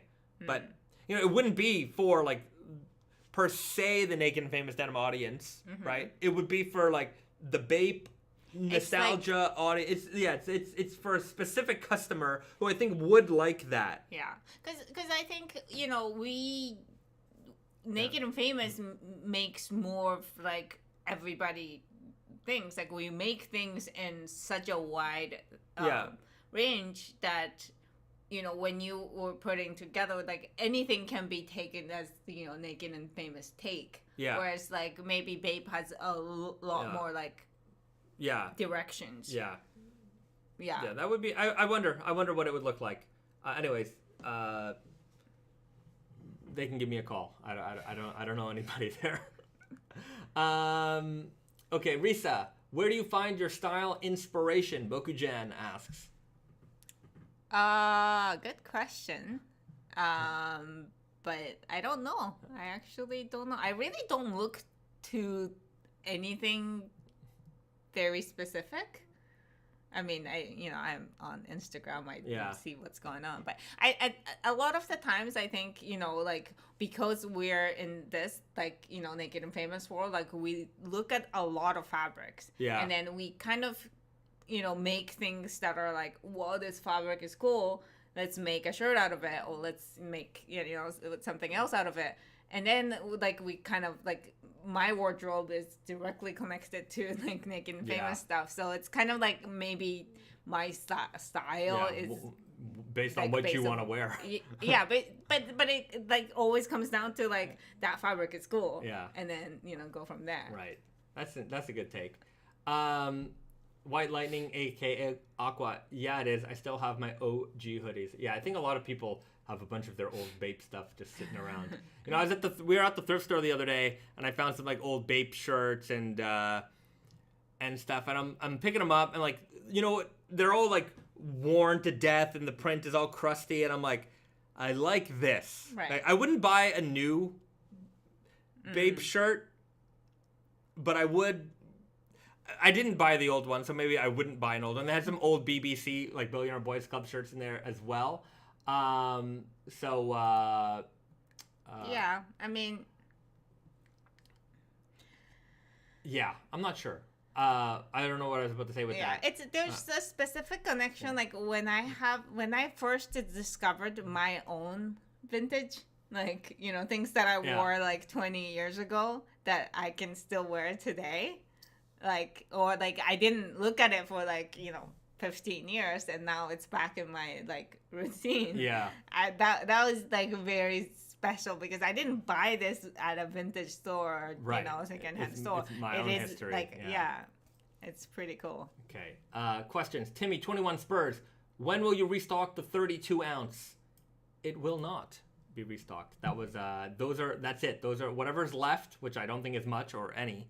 That's all. Wait for the 40 ounce denim. 40 ounce denim is coming. The ice cream running dog pants were cooler from Bape. Was that Bape or was that Billionaire Boys Club? That was Billionaire Boys Club. BBC ice creams. Remember the ice cream sneakers? They came in boxes that looked like ice cream packages. That's fun. Yeah, they were fun. Diet Man, Bahzad, what size denim did you wear in the linen denim video? Did you size up or went with your usual size? I wore a weird guy size 32, which these days is pretty much my normal size. They fit good. I probably could have went in the 33 if I wanted a looser fit, which I think might have looked better because if you looked at those jackets, they were looser on me, but the jeans weren't quite as flowy as the tops were. I could have wore the 32. I could wear the 32 comfortably, but I think for the flowy look, I might have went up a size and just worn them a little bit looser with the 33. Dan Cash. Hello, I recently discovered your brand. Seems nice. Thank you very much. I saw a picture of these jeans that went to red. Do you know where I can find a pair like that? Looked unlike anything I've ever seen before. They definitely were like anything you have ever seen before. What you saw was a jean called the Red Core Denim. Now, those have been long sold out. Now, we have a series of fabrics called the Color Core Denim. So red core, green core, blue core, purple core. You know, we've done a couple of different variations on this. Rainbow core. This fall, if you want red, we've got the red gradient core denim. So instead of having one shade of red on the inside of you gotta, I'll do a quick explanation. There are videos, but I'll do a quick explanation. Basically, the way the denim is dyed, the way the yarns are dyed that make the denim, it goes through a process called rope dyeing, and that's where we take the yarn, it's usually a white yarn, it gets dipped into a vat of indigo, it's pulled out, it's left to dry, dip back in the indigo again, pulled out, left to dry, and this process repeats itself many, many, many times. What happens though is that the yarn is never left in the indigo long enough for the indigo to penetrate to the core of the yarn. So what you get is a white center core yarn with layer and layer and layer of indigo on top. So the reason why your jeans fades is because these indigo layers start to chip away, revealing the different shades of blue underneath until you get to that white. That's why your jeans fade from indigo to white. It's not because your jeans are indigo on the outside and white on the inside. The white on the inside is called the weft. That has nothing to do with the way your jeans fade in terms of color. The color that your jeans fade to is dependent entirely on the outside part of the fabric, the indigo dyed part of the fabric. Now, how do you create a jean that fades to red if the outside of the denim, the warp side, is what controls the way that the jeans will fade? So sometimes, in the past, people thought, people still probably think, that if you make the weft side, the inside of the jean, red, then when your jeans fade, it'll become red. But that's not the case because, as I just explained, the warp, the way that rope dyeing effect works, that center core yarn is what affects the way the color of the jeans will be. When you see the inside yarn is when the fabric rips. Yeah. When there's a rip and then you see the white, that's the white of the weft you're saying. Yeah. So what we did in order to make a jean fade to red was we took that white yarn that we start with and we did something called a reactive dye. And reactive dyes are permanent dyes. They don't wash out. They penetrate to the core. They change that yarn. It is permanently red. Then we rope dye on top of that. So what you get is a yarn that is red with layer and layer and layer of blue, red or whatever color we decide. And then when those layers of blue start to fade away, that red starts to reveal itself. So you get a blue jean that fades to red. And so that's our color core series denim: red core, blue core, purple core, green core, rainbow core. We've done a bunch of those. And wow, this person's persistent. And the red core has been unavailable for some time. It's been sold out. We've done a few iterations of it. This fall, we've got a jean called the Red Gradient Core coming. And in the next couple of weeks, I will put up a Fall-Winter 22 preview video so you guys can see the entire Fall-Winter 22 collection. And you'll be able to get a view of that there. If you go back to some previous live streams, I don't know which one, but if you look through the timestamps, I'm sure I've showed off the Red Gradient. I think last week we showed off the Red Gradient Core. It might not be the best example of it. Yeah. But look for that video, and you'll get a little bit of a preview of that. Diet Man, will the linen denim shrink if I put it in the washer dryer? Probably a little bit. Don't put it in the washer and dryer. Well, don't put it in the dryer. You can put it in the washing machine if you want to. Cold wash. Treat it the way you would treat a pair of raw jeans if you didn't really want them to fade a lot. Yeah, or shrink a lot. Or shrink a lot. Yeah. Show off the fabric again. The red core. I mean, there's nothing to show off because they're not faded. Yeah. It looks like just dark indigo denim. Yeah. We need to do a better fading. Did I do a fade review on them? I don't even know. On a red core denim? Probably should have. Probably.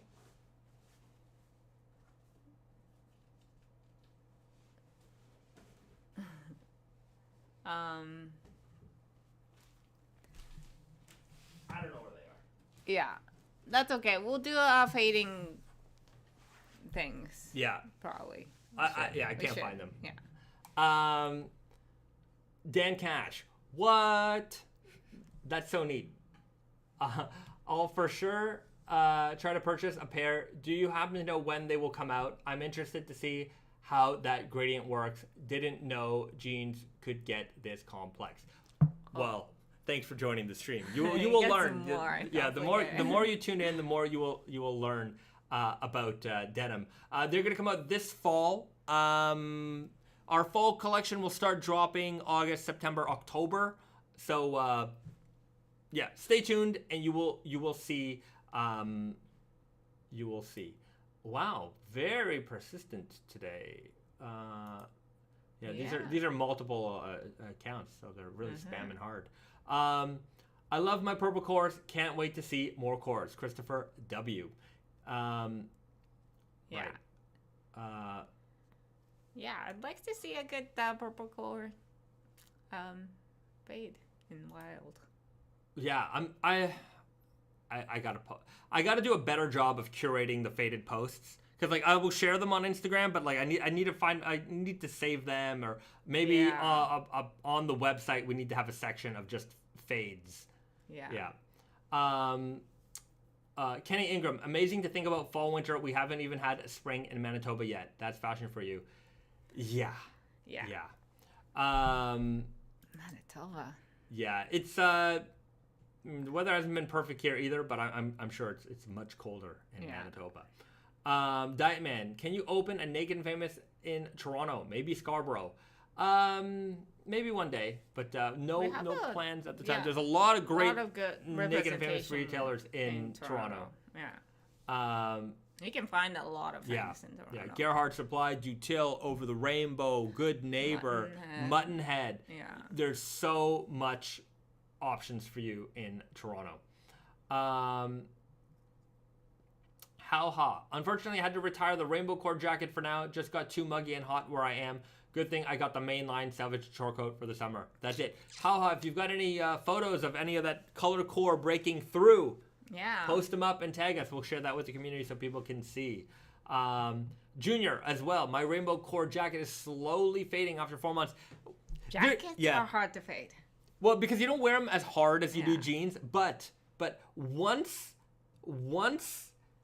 the fading starts on those color core denims, it really goes. It's really at some point it just starts to turbo, and you'll see. I've seen people do incredible things in a year on the color core fabrics. This person, open a store in Vancouver, please. Yeah, same thing as Toronto. Like in Vancouver right now, you've got a lot of good representation at Do Chill. Yeah. But yeah, maybe we could use a little more Yeah. out there as well. But hey, we want to take over the world slowly. Yeah, we're just still a very small team. Yeah. We can't open stores everywhere. We should be moving I want forward with opening. I want to more be the stores. Gap, not in the sense. I want to be in the sense that like I've definitely talked about this before, but I want to be a key denim retailer in North America one day, but still boutique level. I don't want to be a giant Gap store. I want boutique stores in the major areas Yeah. where you get personalized service. You come in, we fit you for a pair of jeans. I don't want to be the Gap in the sense of the change room is over there. I want you to come in and get the full service, but I want to be like I want to sell a lot of jeans. Right? I want us to be everywhere where you need us to be. Maybe the Gap isn't the right analogy, but I always, back in the day, my brain, when I say the Gap, my brain is like when the Gap was selling, all different brands of jeans. They weren't just selling their own products. They used to be a jeans retailer. So that's where I'm at. Maybe I want to be like Starbucks Roastery. That's what I want to be. Fancy. I want fancy jeans in all the right spots with all the best service. But yeah, like we are a small company. Very small company. When you see those Instagram posts, it's me and Garrett and Risa. Like Risa and I, we make every part of that video. Like there's no video person. We're the video person, right? Mm-hmm. We also design the collections. We do the sales. We write the product copy. We maintain the websites. We ship pack packages. Yeah, we pack packages. I sweep the floors. Like count inventory. Yeah, you name it, we do it. So, like, I wish I could snap my fingers and open a store, but a store opening is like, even opening New York was a 2-year process for us. It took a long time, and yeah, hopefully we can open some more stores soon.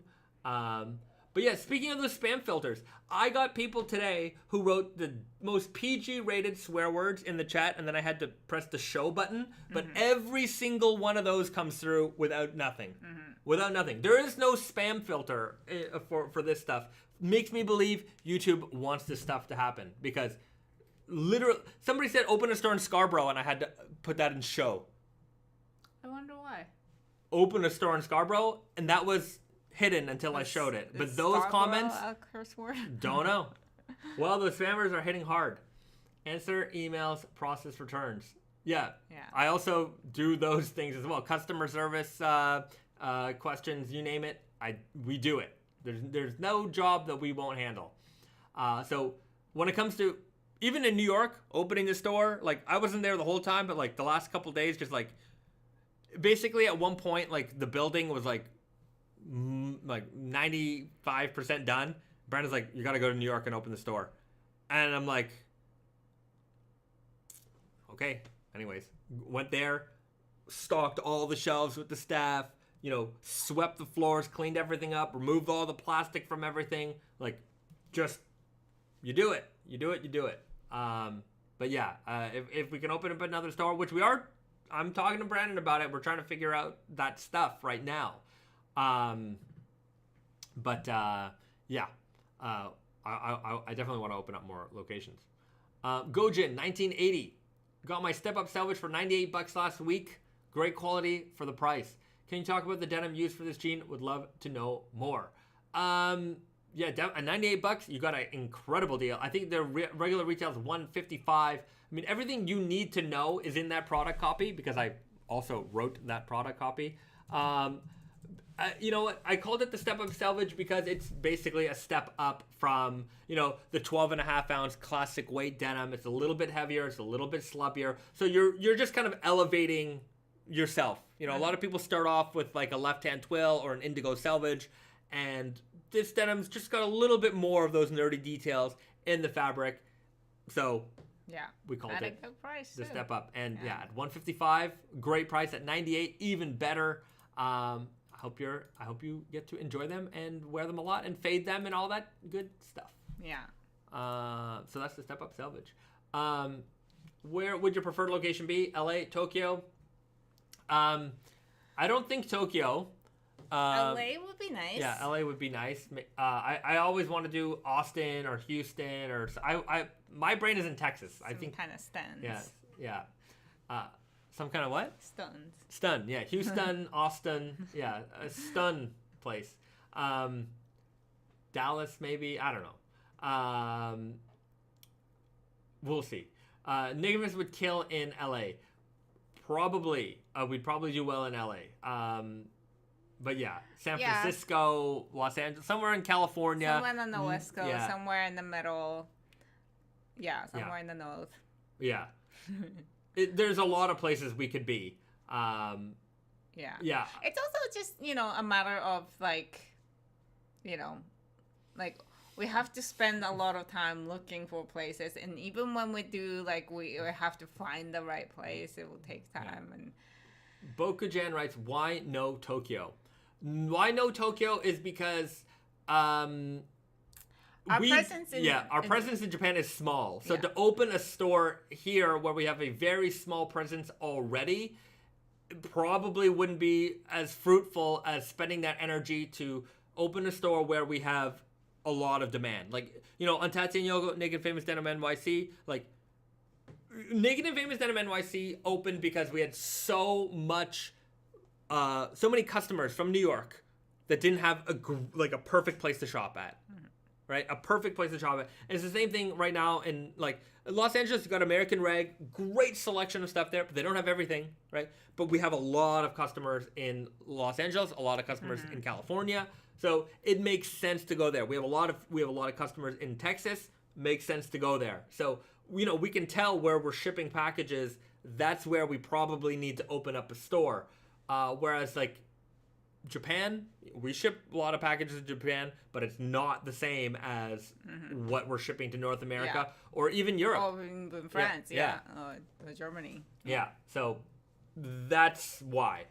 It would be nice, we're not a gajillion-dollar corporation that's like, we need a store in every major metropolitan area. And like, we were in Ginza the other day, and there's an Abercrombie store there.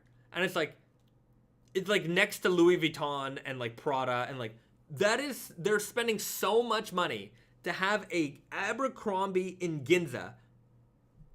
I'm like, who's shopping here? Right? Nobody. Like, we're not. That was like we were anticipating it. Like, these are like tens of years ago. Yeah. Probably like 20 years ago. 20 years ago. Anticipating. Oh, finally it's gonna happen. Oh my God, it's gonna be in Ginza. And from that point on, like, they didn't open for like years. Yeah. And then they finally opened. It's like everybody was over it. Yeah. Like, no other stores of Abercrombie was opening anywhere else in the world. It just like Japan took so long. That was just such a wasted opportunity. Yeah. So it would be nice to have stores everywhere, but at the same time, we got to go where. We got to be strategic. We don't have marketing money that says we need to put a store here where it's not going to make any money, but we're going to have a presence. That's not our style, and probably not.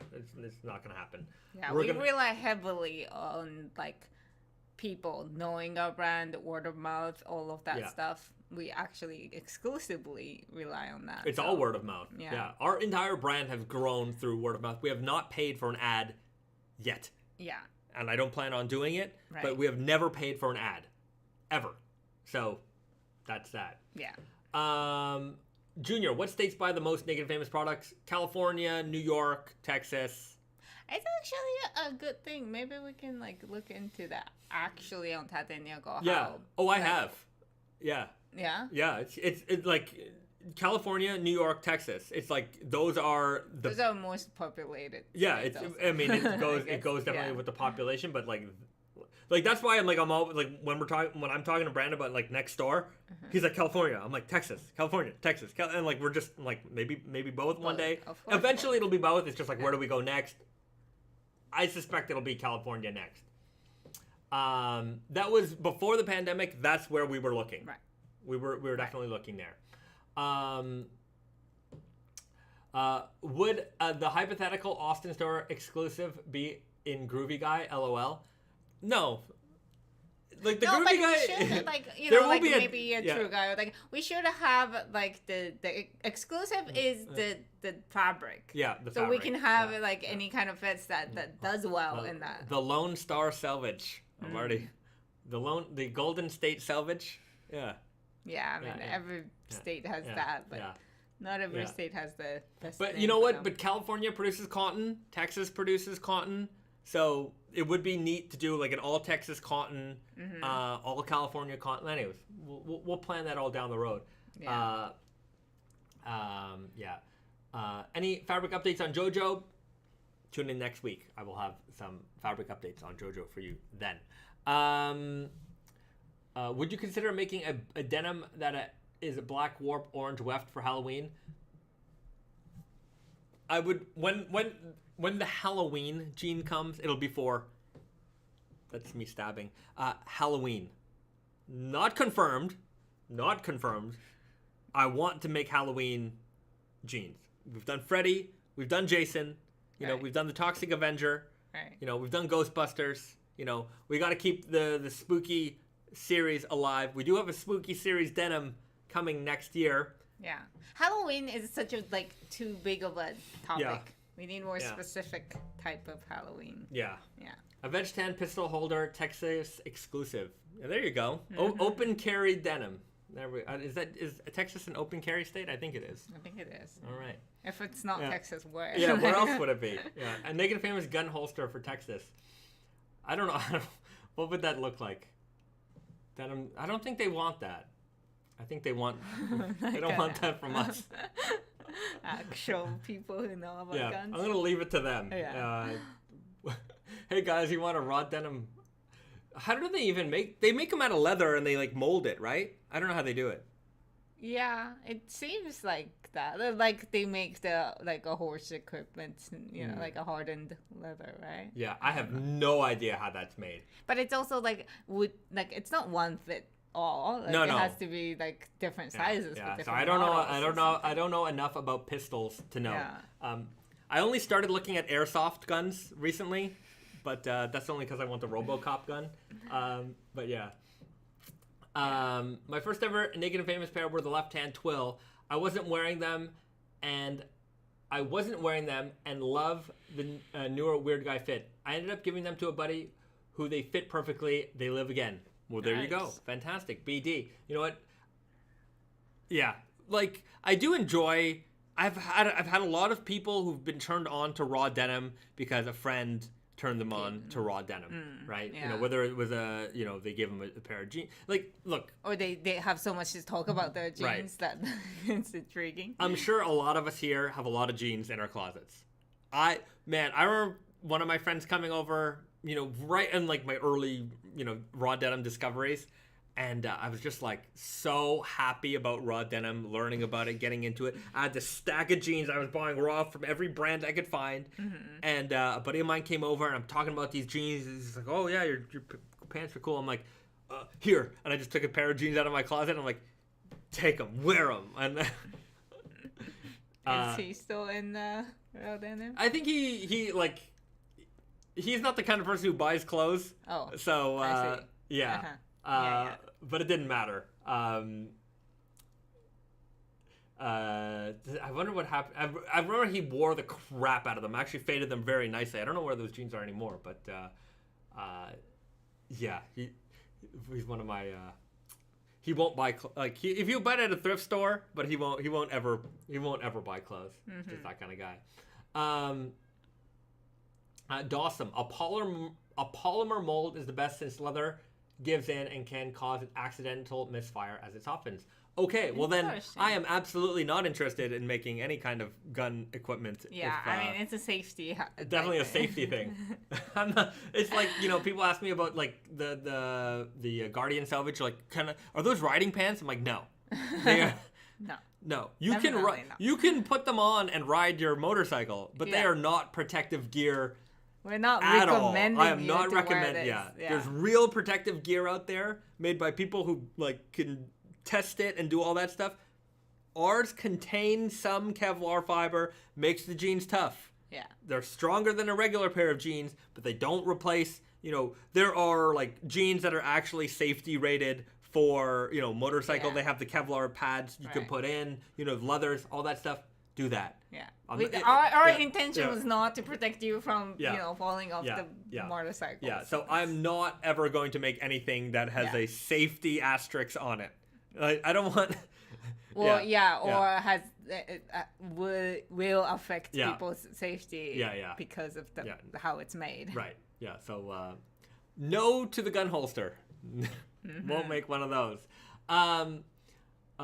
My friend in Italy has bought a lot from you guys. LOL. Well, fantastic. I'm glad to hear it. It's been a long time since we've been to Italy. Mm-hmm. Yeah. Trade shows. There's a big, if you guys want to see style inspiration, there's a show that goes on there twice a year called Pitti Umo. Oh, maybe it's 4 times. They have women's Pitti or? I don't think so. I don't think it's just men's. And it's like, Pitti is the, it's not like New York Fashion Week or Paris Fashion Week where you get a lot of hey, I wore a garbage bag and now I'm a fashion, superstar. Pitti is like suits, shirts, trousers, boots, leather, like all the fine menswear stuff that you can really appreciate. The best jacket, it's all there, and every buyer there. The thing about fashion trade shows is that, like, not at all of them, right? But at a Pitti, the buyers are well aware of where they're going and how they have to dress. And, like, there are certain buyers from certain department stores, they are always, like, immaculate, right? There's a department store in Canada called Simon's. Their buyers, always the best dressed. Sometimes you meet with a buyer from another department store or some other company, and you're like, and you can tell they don't maybe really care about their appearance or their job or what they're buying. They have no, like, they somehow stumbled into this job. But, like, at Pitti, everyone is, like, to the nines. And usually around when Pitti is going on, like, when all the men's, like, forums and, like, blogs and things like that, there's a lot of snaps from that event. It's the most beautiful Bokujen bespoke tailoring you can get. And quality. Yeah, Firenze is the place for Italian fashion. Yeah, that's where they have Pitti in Firenze. Great time in Italy. But I do appreciate that about the trade shows, that the buyers, the people in the booths, the people who are showing, and the buyers are always, like, the first of anything, right? Like, that's where the trends make its way down to, like, everything else. But I don't know, you get to see a lot of births of things at the trade show, and you certainly get to see it before anybody else, because when you're at the trade show, you're looking at product that's going to be coming out, like, 6 to 8 months down the line. So yeah. It's just like, it's funny that, like, the same brands that show in Pitti also sometimes, not everybody, but like sometimes show in, like, Las Vegas and stuff too. And then, like, those are like, Vegas is the opposite of Pitti. Literal opposite. Like, when it comes to trade show, like, and the vibes. Aesthetic, yeah. Pitti is, it's serious, right? Like, it's very serious. Yeah. Whereas, they're professionals. They know, they're interested in the craftsmanship, quality. Brands you never heard of, and you're like, that is unbelievably gorgeous. And then you come to Vegas, and it's like, you get some of those guys at the show. You certainly have people who are showing at the show that have that, mentality. Yeah, that can live in that Italian, vibe. And there are buyers, and there are people there, and then just some buyers, and the audience is very, even brands. Some of them, like, very Vegas. Like, okay, like, do you even know what T-shirts are made of? Like, what fiber you use? Like, that kind of level of fashion also exists. Yeah, it's the most humongous mix of everything. And then sometimes they jam trade shows together. Like, they'll have, the golf show next to like the streetwear fashion show next to this other show, and like people just meander through, and sometimes you get like the most random, craziest things you'll see. How did you find this room kind of thing? People with entourages and like, you know, it's for them it's a party, especially the streetwear booths. Sometimes like it's just they come to Vegas and it's a party for them, and they realize that that's at night. Yeah. During the day, you gotta it's business, right? Yeah. But they come in with like a big drinks and they got the giant and they got like 5 girls no, and I'm like, this is not the place for you. It's like, okay, yeah. Anyways, look, to each their own. It's America, it's Vegas. Very do you enjoy your life? Yeah. But if I was your boss, but you know they're probably their own boss and they're living their life that way. Anyways, doesn't matter. Vegas is crazy. Petit Umo is the icing on top of the cake when it comes to menswear classic fashion for sure. The sociologist. Petit Umo is a display of classic tailoring mixed with trendy streetwear looks. That's true. Michael Udall, have you guys ever been to Denim Days? Yeah, Denim Days New York. We actually had a booth there. 2019 was it? Yeah, 3 years ago. I would say. Yeah. Shine LT88, Shinealt 88. Not sure what. Hopefully I said that right. Does Tete and Yoko offer a belt adjustment service? I need an extra hole for mine. We do not, but your local shoe guy has the thing. He can do it for you. Yeah, and any place that repairs shoes can put an extra hole in your belt, and it'll probably cost $5. Venomous Teddy, speaking of Simons, do they carry Naked Famous? They do. I think they still do. They still do. I'm not. I don't. I'm pretty sure they still do. Yeah. Yeah. One of our person in Montreal is that's their account, but I'm pretty sure they still do. Great people. They even if they don't, but you say they do. I think they do. They've been a long supporter of us, and we've done a collaboration for them. We've done collections for them. What I love about Simons is that they really, at one point, they're a department store in Canada that was primarily in Quebec. Over the last couple of years, they expanded across Canada, but for the forever times, they were mostly in Quebec. And they carry everything. They have their own private brands. They carry everything from like, you know, super high end. Yeah, like $20 t-shirts to Rick Owens. Like they have it all. And they've always been a great supporter of Canadian and especially Quebec made fashion. Like a lot of the Quebec brands, you know, you won't see them at other department stores in Canada. You know, they don't or any, you know, they're small. But Simons, they buy it, they place it, they support it. They're a very strong supporter of made in Canada, made in Quebec. So I've always appreciated their long-standing support for Naked and Famous. Stephen Lee, my local guy puts a hole in belts for free. Just put something in the charity box. Well, there you go. Yeah, it's just literally like a punch. We don't have that punch in our office, but yeah. Your local guy. Angel Perez, have you previewed the next Elephants? Last year was a good year for Elephants. The Elephant 7 rerun and the EX, or the XS, was a one-time thing, or could it happen again? So the Elephant 7 rerun probably won't happen again for a while, right? I have no plans on that for a while. At some point, everything's going to get rerun. The Elephant X came out. The Elephant XS came out. The XS is, I don't know if it's how much of that we still have in stock, but I know it's been moving.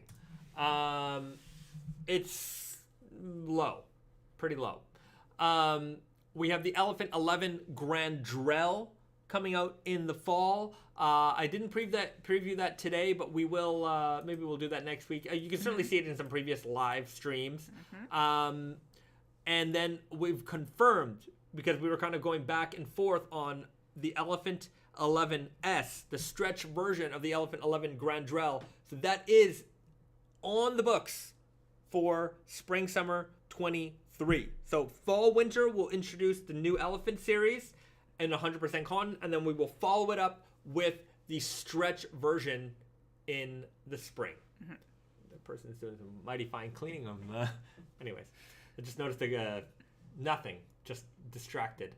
Okay. Okay, we'll do a fit check, and then I think we gotta check out because we do have a few things. We have a chore to run today, so we gotta get to that. So we'll do a fit check, we'll do a movie check, and we'll do a snack check. Okay. Okay, so that's where we are today. Fit check for me. I'm wearing last year's Indigo Invitational jeans. This is my solid black Selvedge Easy Guy, cut short to the ankle area there. I'm not wearing my raw cotton slubs today because it's gloomy today. And I just feel that sometimes when it's too gloomy, the natural jeans just are not... I adjust to the weather. So it's gloomy, I'm wearing gray, I'm wearing black. I see. Yeah, this sweater, top secret. Very nice. Yeah, follow us on our Instagram, personal Instagram, and you might learn about this sweater soon.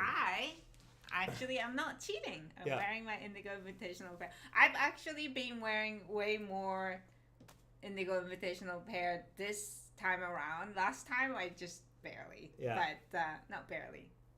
That's not true. But not every day. But I think for the most part right now I've been wearing my Indigo Invitational natural indigo arrow fit.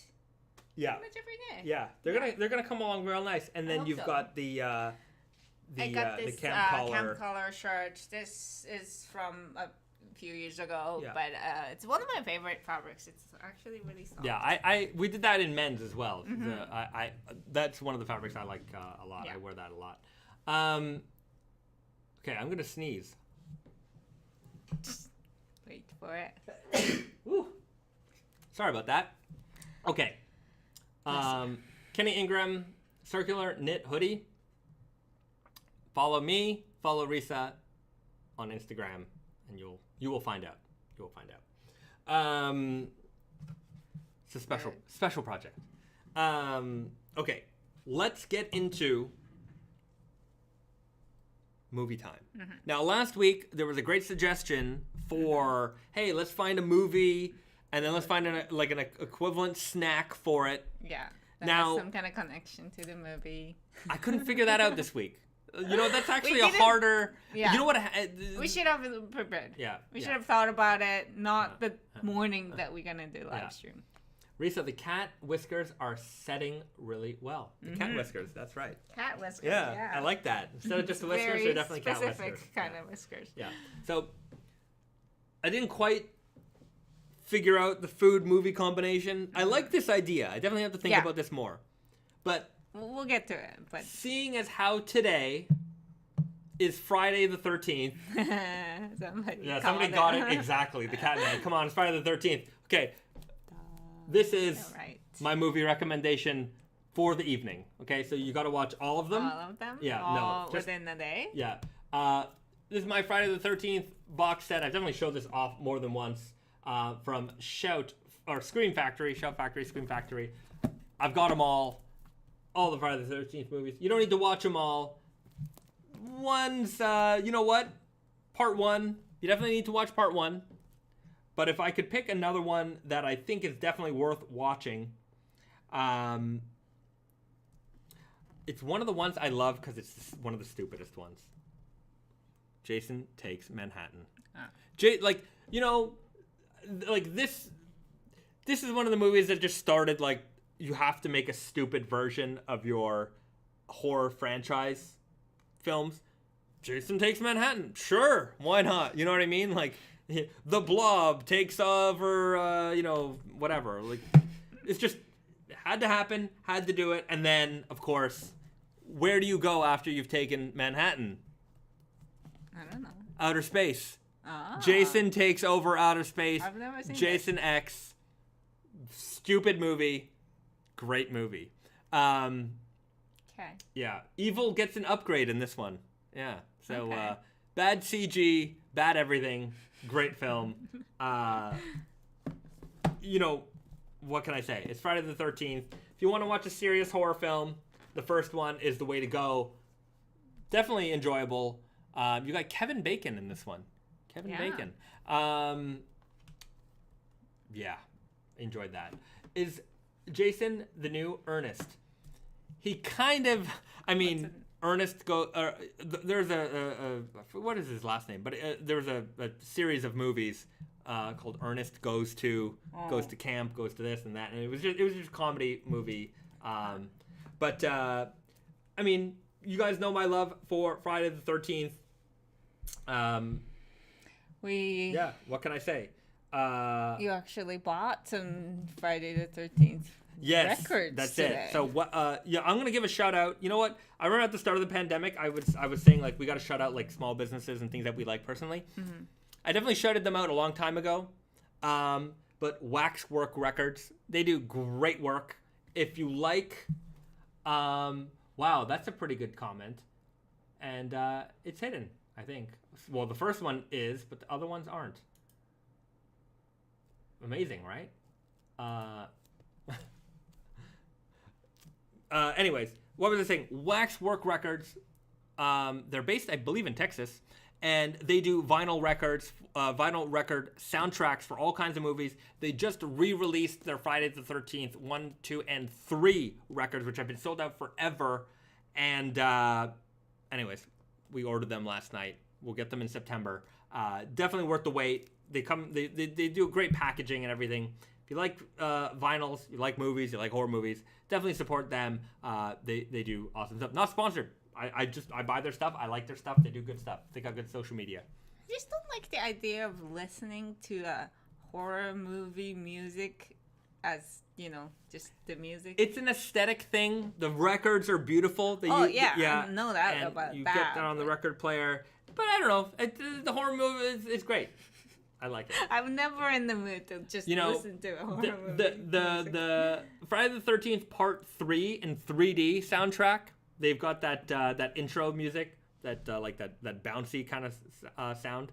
I can't explain music for the life of me, but the opening song to Friday the 13th Part 3 in 3D. I enjoyed that a lot. So, anyways, I'm glad I'm gonna have it on a vinyl record. Just sit back, relax, and enjoy creepy music. Yeah, and that's it. But it's also orchestral. It's very beautiful. It's very nice. Very beautiful. It's a little unsettling. Anyways. Yeah. All right. So that's your movie recommendation this week. Friday the 13th.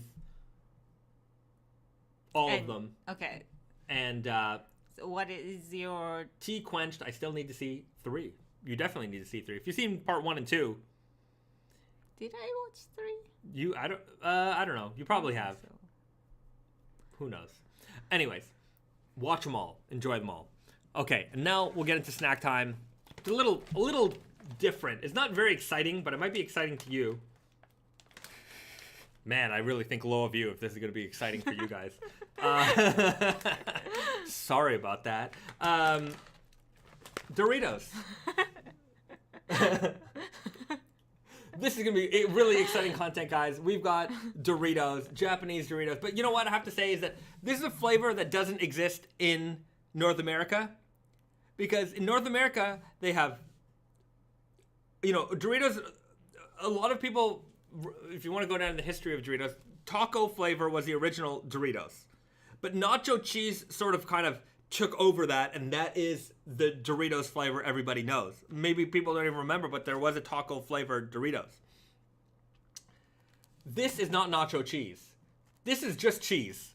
What? They call it nacho cheese. Yeah, but it is not nacho cheese flavor. It's also 35th anniversary. Yeah, 35th anniversary of Doritos. So if you come to Japan, when you do, and you're having a hankering for Doritos, the red package, which looks like nacho cheese in North America, is actually taco. Tacos. Yeah. But they also have an export version that says export on the bag that you can really only find in grocery stores sometimes, which is nacho cheese, but it doesn't quite taste like nacho cheese. Maybe there's a different formula they use in Japan. Not really sure. They call it an export version, but it's definitely made in Japan. So it's not like they exported it from somewhere else.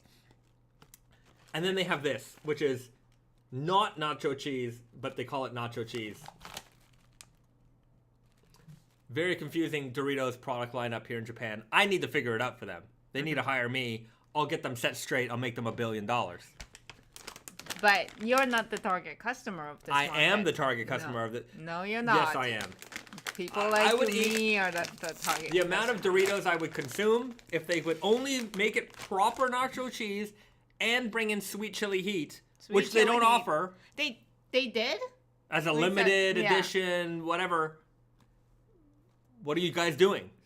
What are you doing? That is the best flavor. Best flavor. Doritos.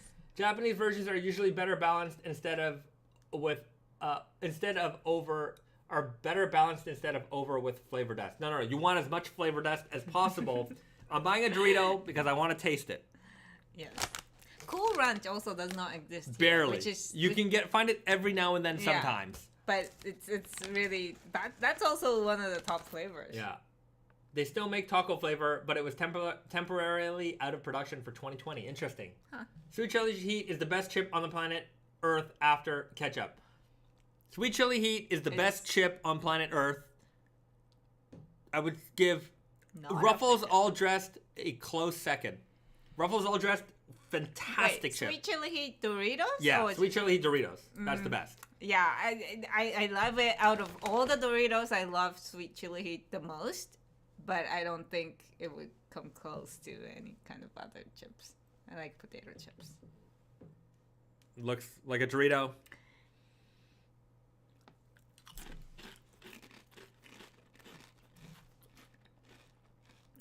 It's not nacho cheese. It's like I can tell the difference. Tastes like to me. But it has a sharper cheese taste. It tastes more like cheese, yeah. Yeah, it tastes way more like cheese. I think nacho cheese flavor in North American Doritos has a little bit more spice, like a taco spice on it. Yeah. Yeah, so this is kind of like has a bit of sourness to it. It's very cheesy. Yeah, so this will throw you off. If you're expecting a Dorito when you land, you get off the plane at Narita Airport, you go through customs, you get out the door, you see the Lawsons right there, right? You got the Lawsons, you got the 7-Eleven, you're like, okay, I need a snack, I need to recharge, And you go for a bag of Doritos, because you're going to take that train into the city. That train's going to take you an hour. You want to be ready. And you grab that Doritos after your 15-hour flight. You sit on that train, you've got your little can of coffee, you open up the Dorito bag, and you put that chip in your mouth, you're going to be instantly disappointed. Right? And that's a real feeling of disappointment for people coming from North America who want the classic taste of nacho cheese Doritos. I'm going on a rant here. They're fine, but they're not what I want. So when you come to Japan, if you want to feel disappointment, get these. Get these, and you.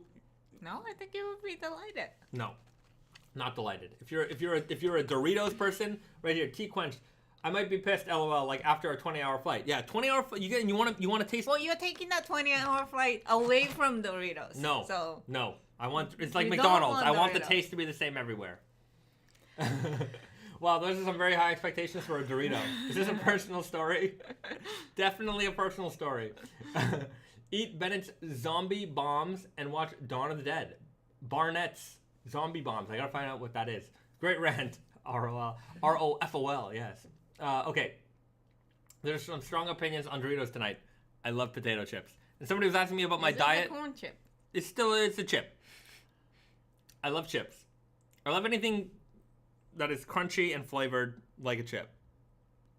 Potato, corn, don't care. Okay. PCP. Remember we had PCP the other day? Yeah. Not the drug, the snack. I was going to say something. Somebody's asking me, how's my diet going? Okay. I've maintained that initial weight loss, but I haven't.